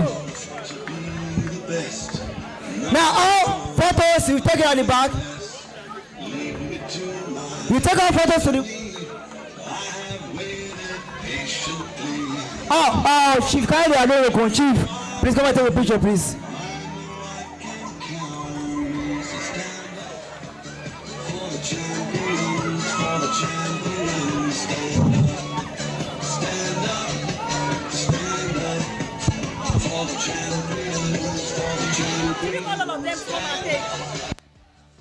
First runner up and second runner up, please come outside for pictures.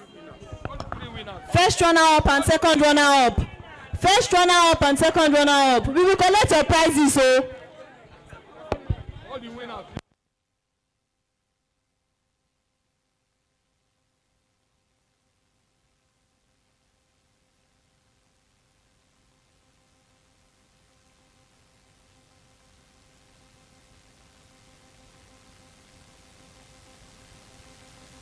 The judges, please come out, please, for the pictures. So the judges, Ruth Mahogany, please wait. Ruth Mahogany, please. And immediately, Chief Aderinokun speaks. Okay. Ruth Mahogany, Jege Dagatola, lawyer Tade Padiola, please come out, please. And Victoria Shakato, please. Quick, we've lost time. Look at Dagatola. Dagatola, please, all the judges out because we've lost time a lot.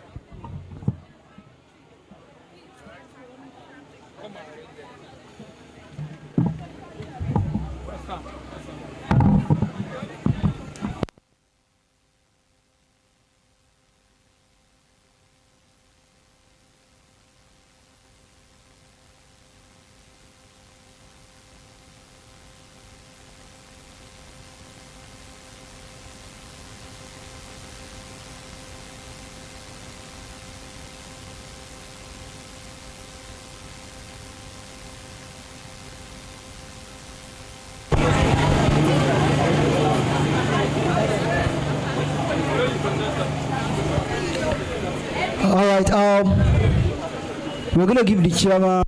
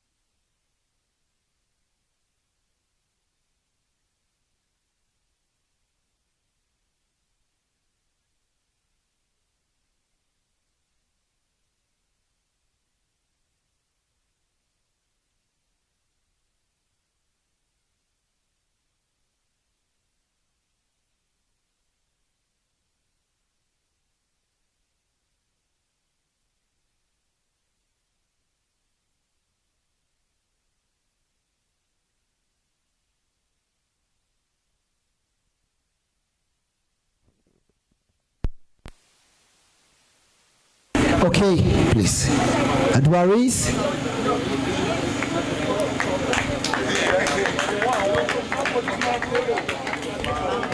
Next person we have Abdulwaris. Abdulwaris. Congratulations to all the winners. Congratulations to all the winners. Everybody please come back. All the 7 contestants, please come out for pictures. Please come out. Come back. Adeshewa, Shupa. Okay, Shupa is there. Please stay here for pictures. Please stay here for pictures. All the 7 contestants, please come out, please. For final pictures, please. Okay, later on. This for the judges. For the judges. All the 7, please come out. Those who just got consolation prizes. All the 7. Please. All the 7, please. No, spread yourself. Spread yourself. We all stand together. Some of you should be.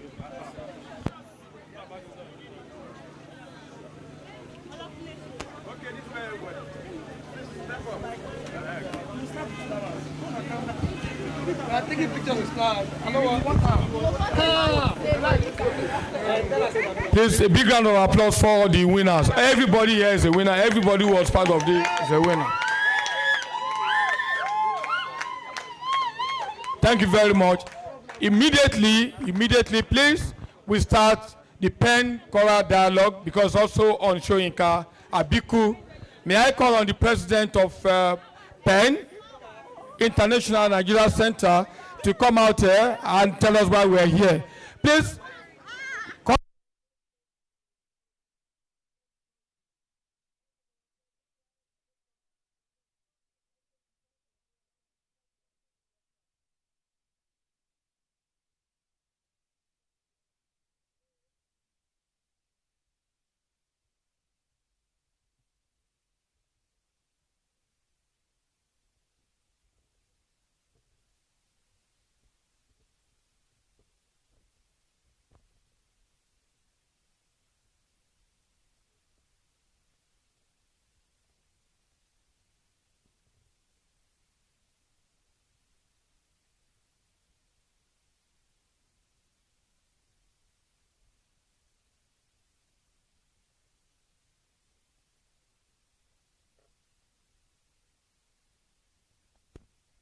Immediately. Let's settle down for the next. Please sit down. It's time for choral pen dialogue. Please. Can we move the celebration to the other side of the stage? Let's move the celebration out of the arena.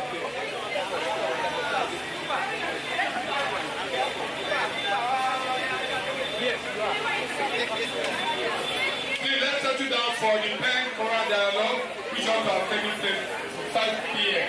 Now it's over 6 p.m. We have another program at 6:30. Let's see. Let's go front.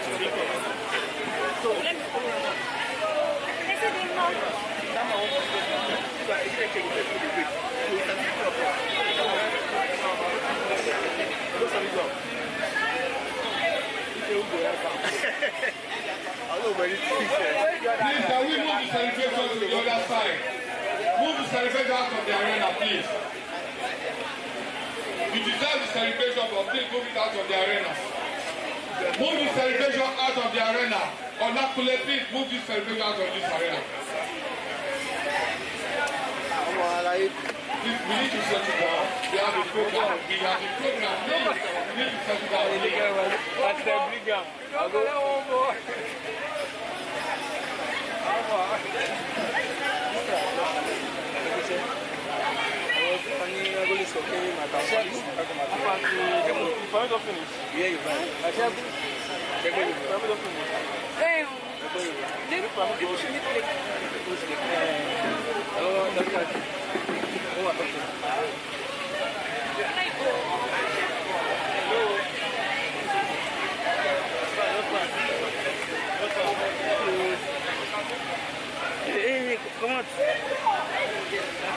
Thank you very much. So we're going to start now. Please ensure that this noise, forgive, that you drown out the noise at the back. Okay? Otherwise we won't hear ourselves. Thank you very much. The president of PEN International, PEN International Poet Essays and Novelists, Nigeria Center. He's going to tell us why we're here, and then we'll take it from there. I hope the media team is on course. Sandra, yes. Are we on course? Yes. Because there are people online, and if we want to contribute, but we don't have the screen here, how do we get to hear them? You put the microphone there, so you can call them at any time. You will not see them on camera.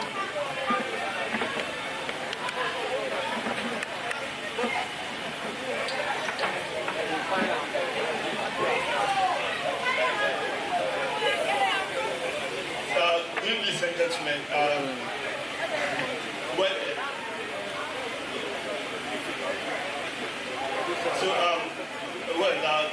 have to apologize again for starting the program 1 hour late. At least some people have to use something about it. So at this segment, we really want to continue the celebration of the icon of literature, the deity that really puts Africa, puts us in the world map, really showing the world that Africa has got the poetic insight to contribute maximally towards civilization. Contrary to previous belief that even some Eurocentric people saying something like that, to the fact that there was no poetry in Africa before the advent of Western education. That's, thank God, people like Ruth Finnegan has really come out to say that notion is a product of ignorance. So here, without actually wasting too much time, we want to discuss the production of Professor Soyinka. Take a look at his works and metaphorizing his intervention in the Nigerian society with his Abiku, that's one of his poems. We want to use Abiku as a metaphor for this discourse, and then we apply it as a metaphor for the Nigerian state. How can we actually see, at least the panelists actually discuss that, the possibility of us analyzing the Nigerian situation against the background of Soyinka's Abiku, which Ben Okri actually also borrowed something from in the family's road, where the Abiku motif really applied to the Nigerian situation. I think that's the main point of our discourse this evening. We go to, Dagatola is well known, I think doesn't need any introduction. Is the Secretary of PEN, International Nigerian Center, and everything is a poet. I used to know him as a reggae artist, but I don't know whether I still does reggae. Well, thank you very much, Daga. It's my pleasure to welcome to this side of the stage the chairman of Anna Lagos, Dr. Ola Taofik. Thank you very much for coming around. And then we have 3 or 4 people online waiting. They've been waiting since 5 o'clock. One of them is Dr. Bumi Onyison, one of the former chairpersons of Anna Lagos. Thank you very much, Ma. She's been on since 4, and I told her 5, and she said, okay, I'm going to wait. And now, at the point I didn't even know what to tell her again. Thank you, and we're sorry for the delay. Jumoke Verisimo is also waiting online, and she's also going to contribute to this discourse.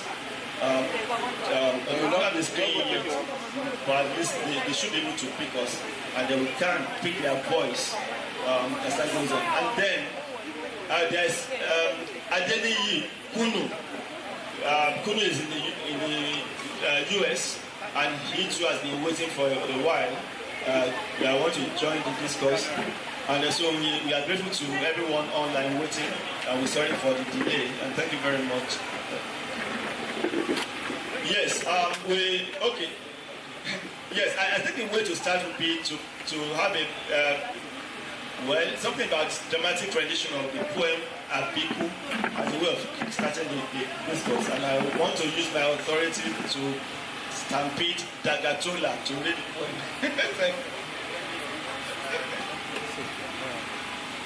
In vain, your bangle cast charmed circles at my feet. I am Abiku, calling for the first and repeated time. Was I weep for goat, cowries, for palm oil, sprinkle ash. Yams do not sprout amulets to help Abiku limbs. So when the snail is burned in its shell, wet the eaten fragments, brand me deeply on the breast. You must know him when Abiku calls again. I am the squirrel teeth. Crack the riddle of the palm. Remember these and dig me deeper still into God's swollen foot. Once and the repeated time, ageless though I poke. When you pour libations, each finger points me nearer the way I came, the way I came. Where the ground is wet with morning, while you suckles flesh birds. Evening befriends the spider, trapping files in wine frost. Night, and Abiku sucks the oil from lamps. Mother, I will be the suckling snake, coiled on the death step. Yours, the killing cries, the ripest fruit of the savage.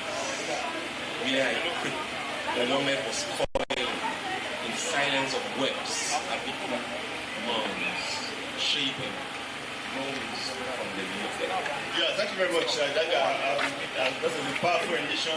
And listening to the voice of the proud, threatening Abiku, ambitious Abiku, really. And we're saying that we want to actually analyze Shoyinka's intervention in our national development so far, and then to start Well, for me, this is one of the greatest poems that has ever been written, and I do not think J.P. Clark did anything lesser with his own 1965 poem. This poem was written in 1967, but the prophetic entirety of the poem Abiku for me, translates the entirety of the Nigerian experience. This is why for me, Shoyinka is not examining just the existing traditional beliefs,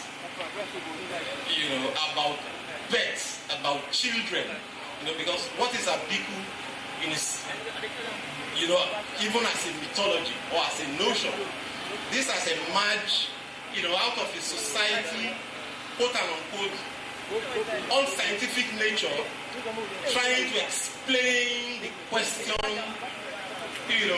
of stillbirths and continuous deaths by children. And for that society, where science and medicine was not yet in vogue, our people tried to explain this phenomenon away around these circumstances. Achebe also gives us a beautiful narration of this with the essay, if I'm not making a mistake, in Things Fall Apart. And this is not where I take my Shoyinka's Abiku. I take my Shoyinka's Abiku from the literal nature of the strength of the poem, translating itself to be the ruling class in Nigeria, and repeatedly, boastful that they will continue to deliver failure to all of us. And of course we are going to recognize him when it comes the repeated time. We have been suffered with an Obasanjo a second time. We have been suffered with a Buhari a second time. And not because we didn't know they are going to be permanent or total failures. And the razzmatazz with it, they tell us that, they will deliver failure to us, and that we can do nothing about it. I see this obvious trend in how Abiku here for me becomes the ruling class in Nigeria, who, conscious of the obvious failure of moving this country forward, they boast before all of us as if we practically are not going to do, as if practically Abiku, the ruling class themselves, are conscious that we can do nothing about the fact that they are going to return repeatedly for the first time and the second time. You know, in fact, when Ideas of Poetry presented this performance, you know, on stage, we were able to present all of our rulers one after one. The squirrel tip for us was IBD. You know, and we could do in this, you know, with his gap-toothed, and the beauty for me was, you know, how you could write a poem in 1967 and it sees a country 20, 30, 40 years ahead of that, of the authors, you know, imagining that, you know, text. And when you look at Nigeria from the first, second, third to the Fourth Republic, you wonder why we have been condemned, you know, to this cyclic repeat, you know, and of course, Nigerian politics takes a step away from Soyinka's Abiku, because when the Abiku returns, you require a special mark. You know, when you get to JP Clark, you see the special mark that will allow you to recognize it. It is not the same face, it is not the same name.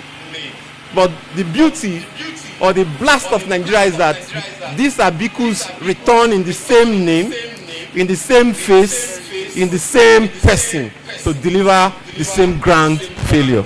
Yeah, thank you very much, Daga. So, yes, if Daga is saying that the voice of the Abiku there is that of the political class, the ruling class in Nigeria. So, what do you say of JP Clark's version? I think the voice is different, maybe passionately appealing to, is it the ruling class to leave this, go away, either go away, leave them alone, or go away or something? Well, again too, interpretations about text, you can't take a person's practice out of it. JP takes on a team, in fact, 2 years ahead of Soyinka in taking that. He adopts an approach, you know, of considering the question of motherhood and the pains mothers are going through. And here, he makes an appeal, you know, to Abiku, you know, to think otherwise. My own background, you know, does not allow me to even entertain the fact that you can appeal to this failed ruling class to act any differently. And that was why on the 29th of May 2023, we just had a statement, subsidy has what? Has gone. This is not the first time subsidy has gone. Subsidy was gone when Buhari came. Babangida, Abacha, Obasanjo, over and over again. So how can one Abiku think that when he says it, you know, that is when things will now be better because of who he is or because of where he's coming from? And I think it is in this context that my mind cannot begin to entertain the fact that JP's Clark Abiku, you know, could be an appeal to this ruling class to rule us differently. Because, like, of course, I've had to say this before, we must not make the error that Christ made on the cross when he said that, Father, forgive them, for they don't know what they are doing. These Abiku know what they are doing. They are defending a system. They are defending a type of society, and they will continue to defend it. So I can't begin to imagine that JP Clark, or I can't entertain it, or welcome it, or accept it, that JP, of course, what ideas do JP in his entirety of life, both in this literary text, what does he represent in terms of the Nigerian polity? This is not under discussion today, so I don't want us to stretch too much emphasis on that. But the idea that somebody can put up a philosophy to appeal to this ruling class to do things differently, they only know how to do one thing, and that one thing is that we must keep this system going. So to appeal to them to do things differently is to look for more creative ways to entrench this suffering, this system, more on all of us. Yeah, thank you very much, Daga. Okay, so before I move on to Ola, I want to quickly announce that apart from those 3 people waiting for us abroad in the UK and US and even Canada, there is Dr. Mrs. Titilayo Sojioni, who is actually also online, really, but she's in Nigeria. She's a lecturer at Federal College of Education, Akoka. So she's also waiting online to join the discourse. And then before I move on, I must, apologize, but it's never too late. Better late than never. Recognize the presence of the former president of PEN Nigeria, in the person of Barrister Tade Ipadiola. So thank you very much. He's an award-winning poet, barrister at law, and is a gentleman, or maybe at least he looks like one. Because when I think gentle poet is a contradiction in terms. If you say somebody is a poet and is a gentleman, so that's something. And I also want to. And then maybe he has another face at night. It might be maybe a cat in the daytime and a lion or tiger at night. Thank you very much for coming around, staying with us. And I want to thank our father, Uncle Ben T. Uncle Ben Tomology. Thank you, sir, for being around. He has always been coming around for decades, since I was chairman of ANA.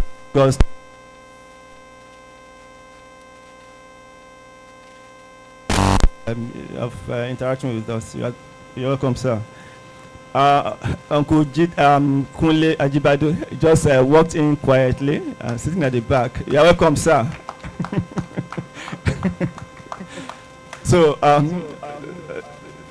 We'll get back to our discourse. Sorry, sir. Our chairman, the chairman of the board of directors of KORA, Uncle Kayode Aderinokun, Otumba. Thank you for coming around, sir. Thank you, sir. And I know that Olori is around. I don't know whether she. Okay. So, okay. Yes. Dr. Ola, I won't say Ola Rotimi, Ola Tumbos Taufik.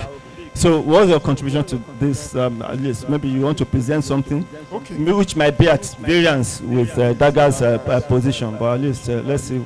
Okay, thank you so much, sir. Please excuse me for my voice. What I'm going to look at from this Shoyinka's Abiku is that I'm going to take it up from what I could title like the ethnographical view of this particular poem.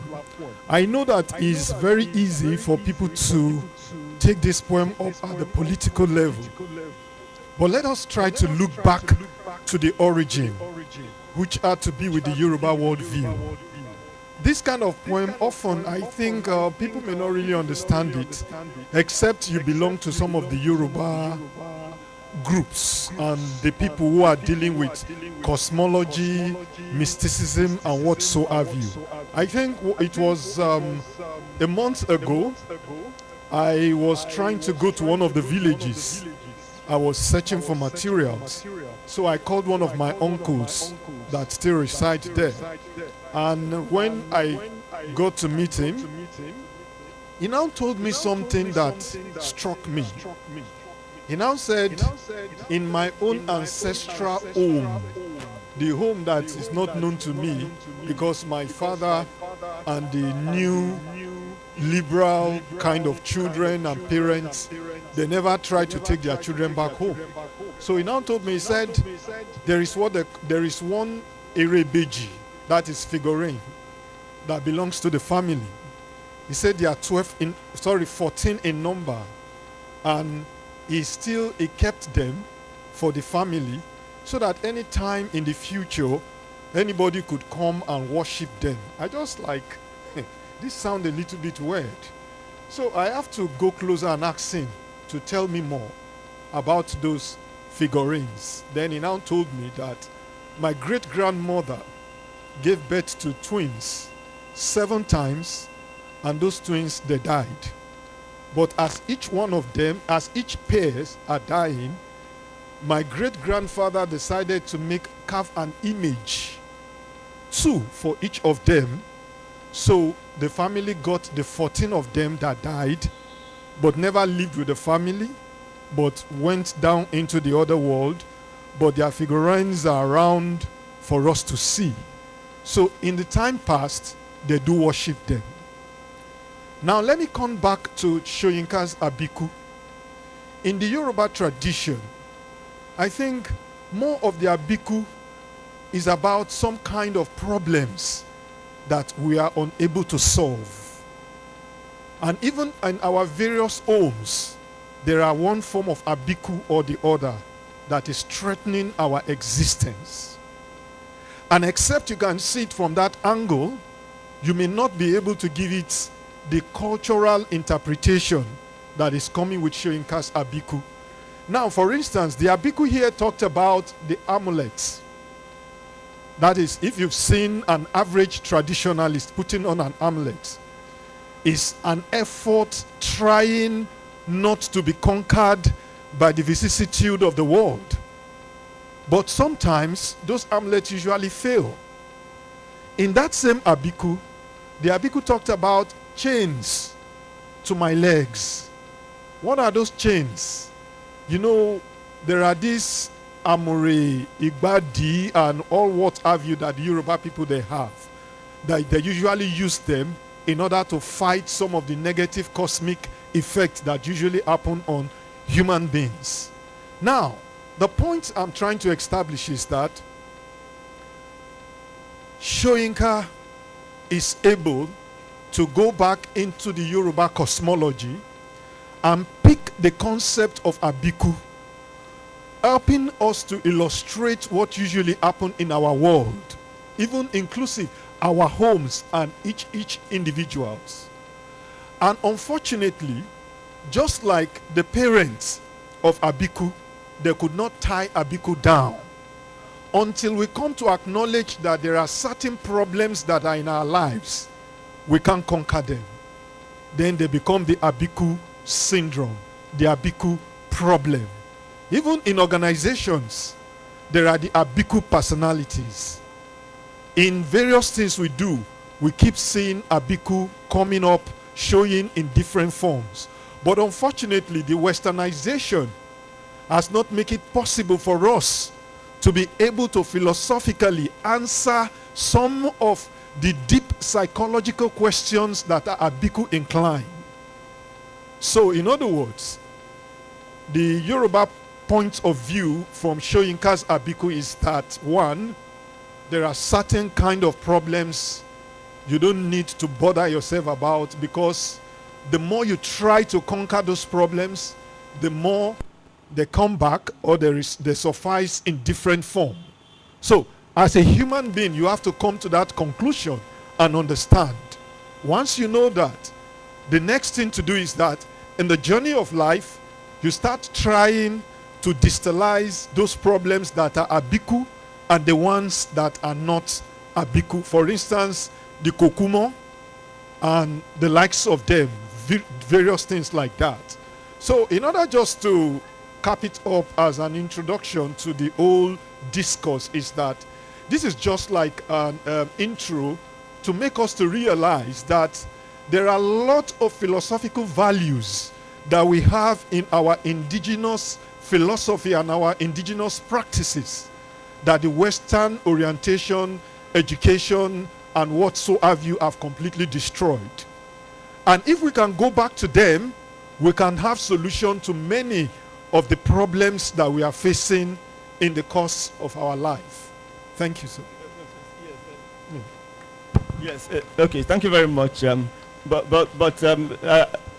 Yes. What would be your reaction to the notion that the Abiku thing might even be a period of superstition? Fine. I think actually, as an African, superstition or no superstition, everything in the world itself started from the fulcrums of superstition. And eventually it was modernized to the level that we can find them today. For instance, in the Bible, there was an instance where a prophet came and he spoke to the iron that fell inside the water, and the iron came up, and that gave birth to submarine. There was another story in the Bible about one Elijah who was able to fly with a chariot of iron through the sky. So later on, the scientists came up and they said, okay, can't we take this and try to build something out of this? So most of the inventions that usually happen in the world, they all started on the ground of superstition. So that is why people like Galileo and the likes of them, who postulated a lot of things about the world, a lot of people said, no, these things are wrong. But in the long run, we came to the realization that these people were seers. They were more like prophets. And likewise, even in the Yoruba worldviews, there are a lot of philosophies undiscovered that are yet to be experimented, that people are still putting them at bay. So I think the Western interpretation of superstition is just to say what we have not been able to scientifize. That's, we've not been able to prove them scientifically. So it's just a product that is waiting to be examined, interpreted, and put where they belong. Then you can now say that these are not superstitions. Yeah, thank you very much. I think we should take the presentation of one of those people abroad now. Dr. Bumirinson has been waiting for a while. What do I... Hello? Hello, sorry. How do you want to...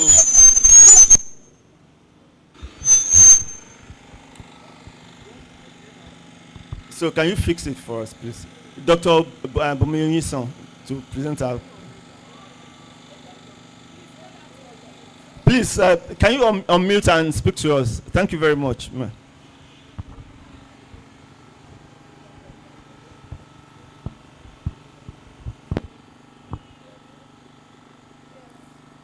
Okay.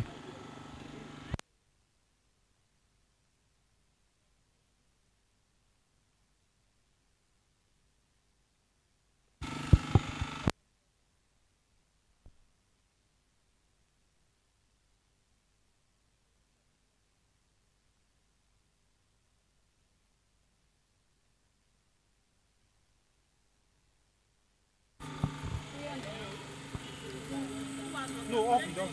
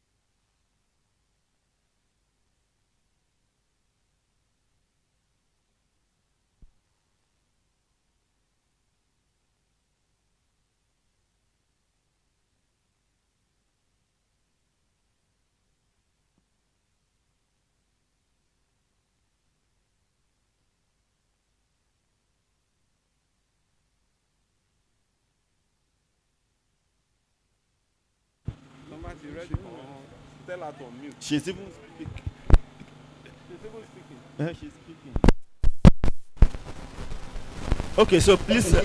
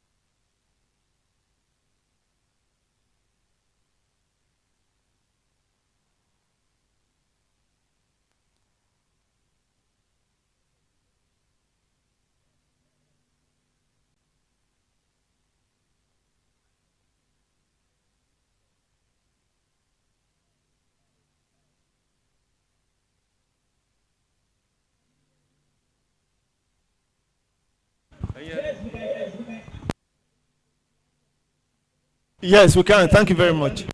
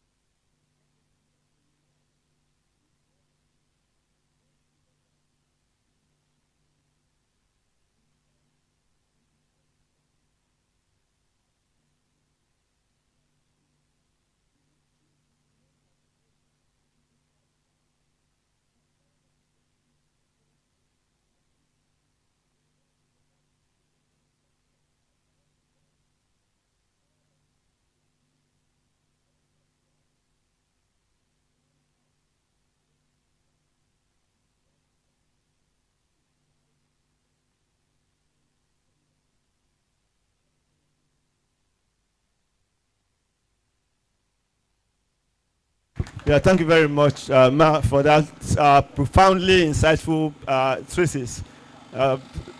Please.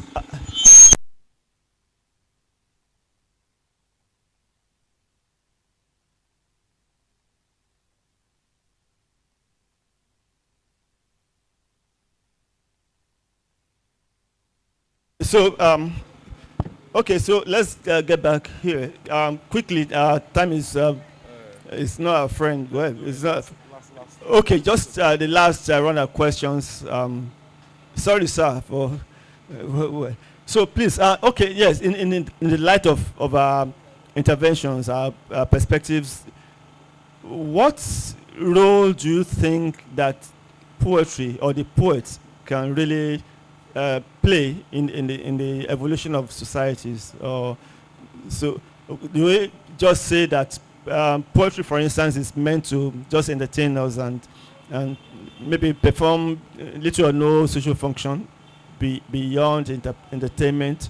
What, for instance, this poem that was published, that was really written and published in 1967, what would you say has been the effects? At least it's a popular poem, and we have. So, what would you say is the maybe effect of that effort? Is it just something about putting a mirror to society, making society now choose how to react? Daga, well, I think the place to begin is what we are doing, because there are those who tell you that, well, Achebe has been overread, Shoyinka has been overread, they are new writers. No, I don't agree with this. We are not English people, and yet a Shakespeare has been imposed on all of us, and we read all of this place over and over again and again. Our duty as scholars is to find new meanings for these texts, so that these texts can reconnect with our people. I'm not saying that new ideas are not going to emerge. Like he has said, a lot exists in a lot of African mythologies that needs to be recaptured and represented to a new generation of young people. And I think it is in the light of this that we must take it and say that Shoyinka Sabiku speaks to our existence today. And that in understanding that we have rulers that are unwilling to change, it becomes a consciousness that will allow us to begin to organize ourselves appropriately, so that when another man from my village comes with the same program, with the same agenda, we'll know right from the outset that nothing fundamentally will come out of this. But Shoyinka doesn't stop there. And for me, I think we must take up this discussion to begin to write about all of these things. You look at another great play, Lion and the Jewel, 1959. First published 1962, performed first in 1959. Our interpretation means is a conflict between tradition and civilization. No, we must go beyond that. Lion and the Jewel speaks to the idealism of young people, who are unwilling to go the whole hog. And he presents that character with all of its, and you meet Lakunle with all of his fervence. But when it comes to taking the concrete step, pay the bright price. But what does Shoyinka does? In 1975, he reverses it. Especially for in Nigeria, where we say there are a lot of young people with the highest population. Yes, that book is a book they should read over and over again and again. As young people, our ideas require that we must take practical steps and practical action. And you see old people, you see the ruling class, as represented by Baruka, they are ready to do everything. Why was Lakunle not ready to go the whole hog? If CD was political power, that book tells us that we must behave like Baruka. And all of it. But again, you come to 1975, Shoyinka gives us another classic, Death and the King Osman. And again, there is a young man in that book, Olunde. How does Shoyinka present this character to us? Another beautiful classic Nigerian story, We must go away. These are stories about you. No, they are stories about our today. Because if we continue to condemn these things as historical materials, they are not history. This is why we refer to them as literature. Our duty is to bring, interpretations to this text that keep this text alive to all of us. And what does it do?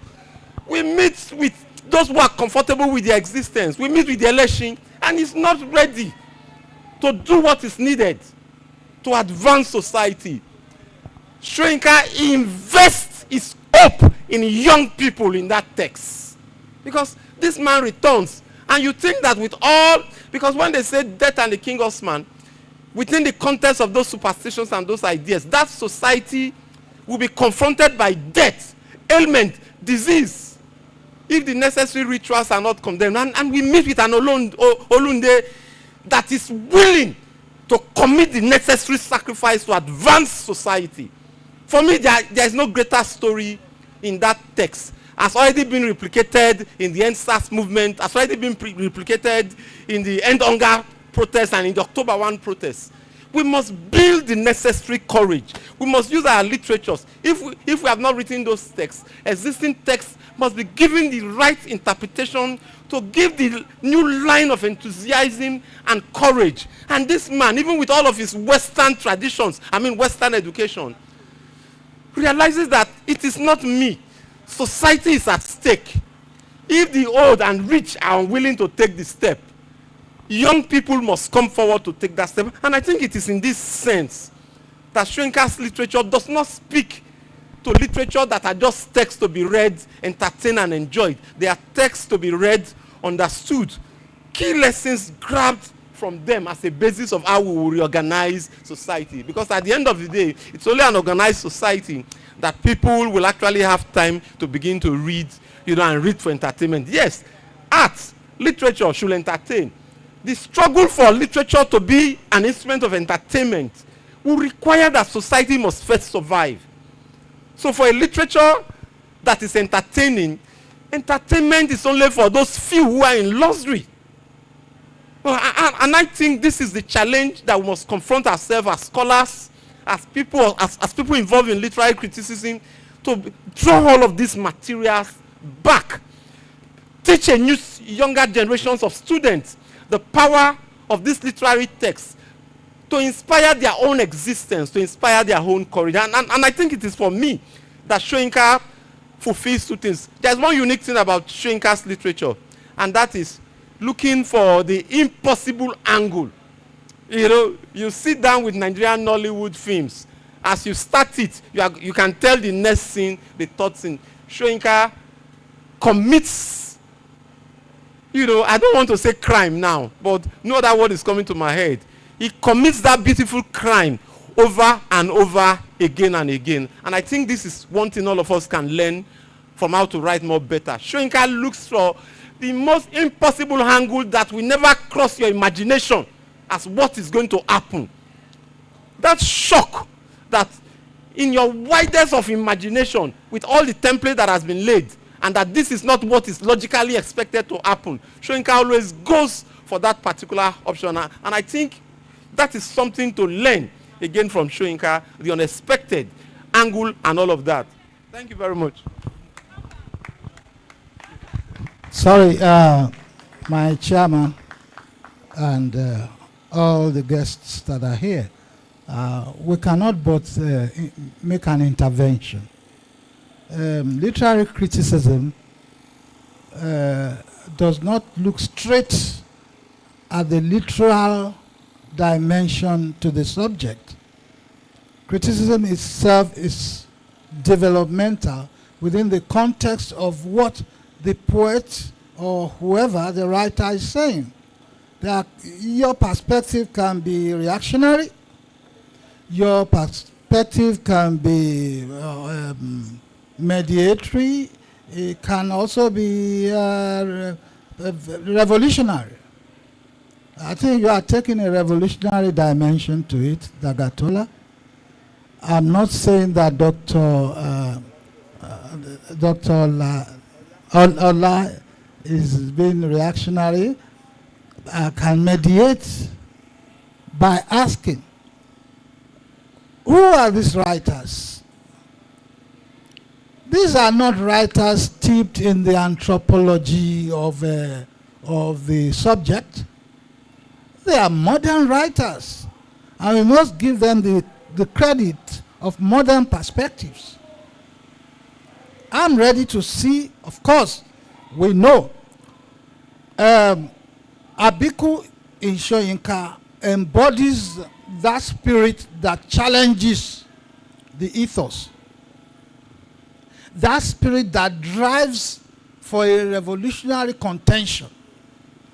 It is not saying I am a revolutionary person. It's still saying I am Abiku. It's the same Abiku in Soyinka that is the Abiku in J.P. Clark. But then the way the critic looks at it, maybe then we look also at the zest of the writer, at the spirit of the writer, and we can all agree that Soyinka has a more daring spirit. Soyinka is challenging Nigeria. That there is a symptom, there is a syndrome within your collective, citizenship that requires some therapy. I embolden the whole phenomenon to you. It now says you should do something about it. In vain your bangles cast. He knows that you are trying to do something about it, but from the wrong direction. Coming and going this several season. Do stay out on the baobab tree. Follow where you please your kindred spirits. If indoors is not enough for you, it's like saying, please leave us alone. Let's just enjoy ourselves. Carry your trouble, go. But then there could be a radical approach to the criticism that can at least face squarely the phenomenon of the Abiku. The Abiku stands out of these writers. It stands out. The Abiku is well known to us. I have a father who was born after my grandmother gave birth to 3 Abikus. But it doesn't stop. But with education, with enlightenment, with the daring spirit, scientific approach to things, how many Abikus do we have now? We have to radicalize our society. That is what it means. We don't want to start faulting the authors. We have to look into ourselves, face the challenges squarely, radicalize the society, emphasize education, emphasize enlightenment, emphasize scientific drive, and the things that make modern society modern. With modernization, with revolutionary spirit, with radicalization, the Abiku will be no more. Thank you very much.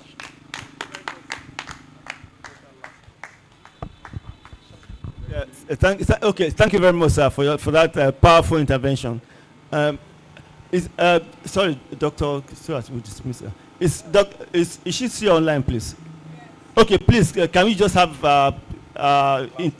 last note on this issue, especially on the effects of that poem, and then what she would really suggest that we can actually take away from this experience.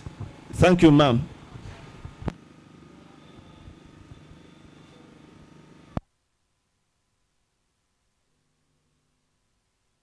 Yes.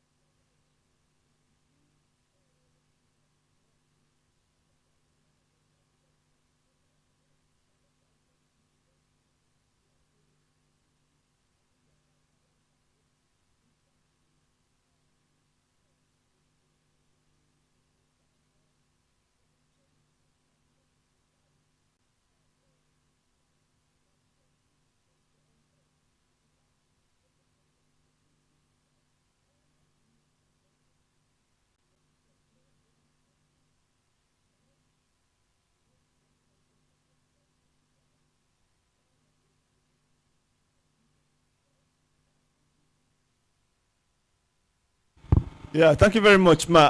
I will reach out to you later so I will find a way of getting that powerful paper published locally here. Thank you. We're grateful to you for being there for us. Ola, you want to say something on a final note? Well, just to call, like what you have said, the final note, Abiku and the Soyinka worldview is still a major question, that what exactly is behind Abiku, that Abiku became so powerful that nobody could tie Abiku down to the world. If it was very impossible to tie Abiku down, and yet in this our own dispensation, according to political advisors and scientists, they are saying that it's very possible to kill or to maim or to tie Abiku. How possible is it? This is a major question that everybody have to go home and start thinking about. Then looking at all the philosophies surrounding Abiku, then we look at how we can use them in order to translate it into our society, and we can have something quite better. But the question there is that the poem did not answer the question of how to take care of Abiku. So it's open for every reader to start thinking of a better way of taking care of Abiku. Thank you, sir. Yeah, thank you very much. I have actually asked for a rejoinder to this submission, but because of the fact that we don't have the time, I would just say we should close at this junction. Thank you, everybody. Thank you, ma'am, for staying up since 4 o'clock up to now. And so we're grateful to you. I'll get back to you so I would discuss further. Dagatola, we are grateful to you for always coming around, even the newly elected chairman of ANA Lagos, Dr. Olatunbosu Taufik. Thank you very much for coming around. And ladies and gentlemen, this is where we're going to drop the anchor right now. We're grateful to you for your patience and your contribution. Thank you very much. God bless.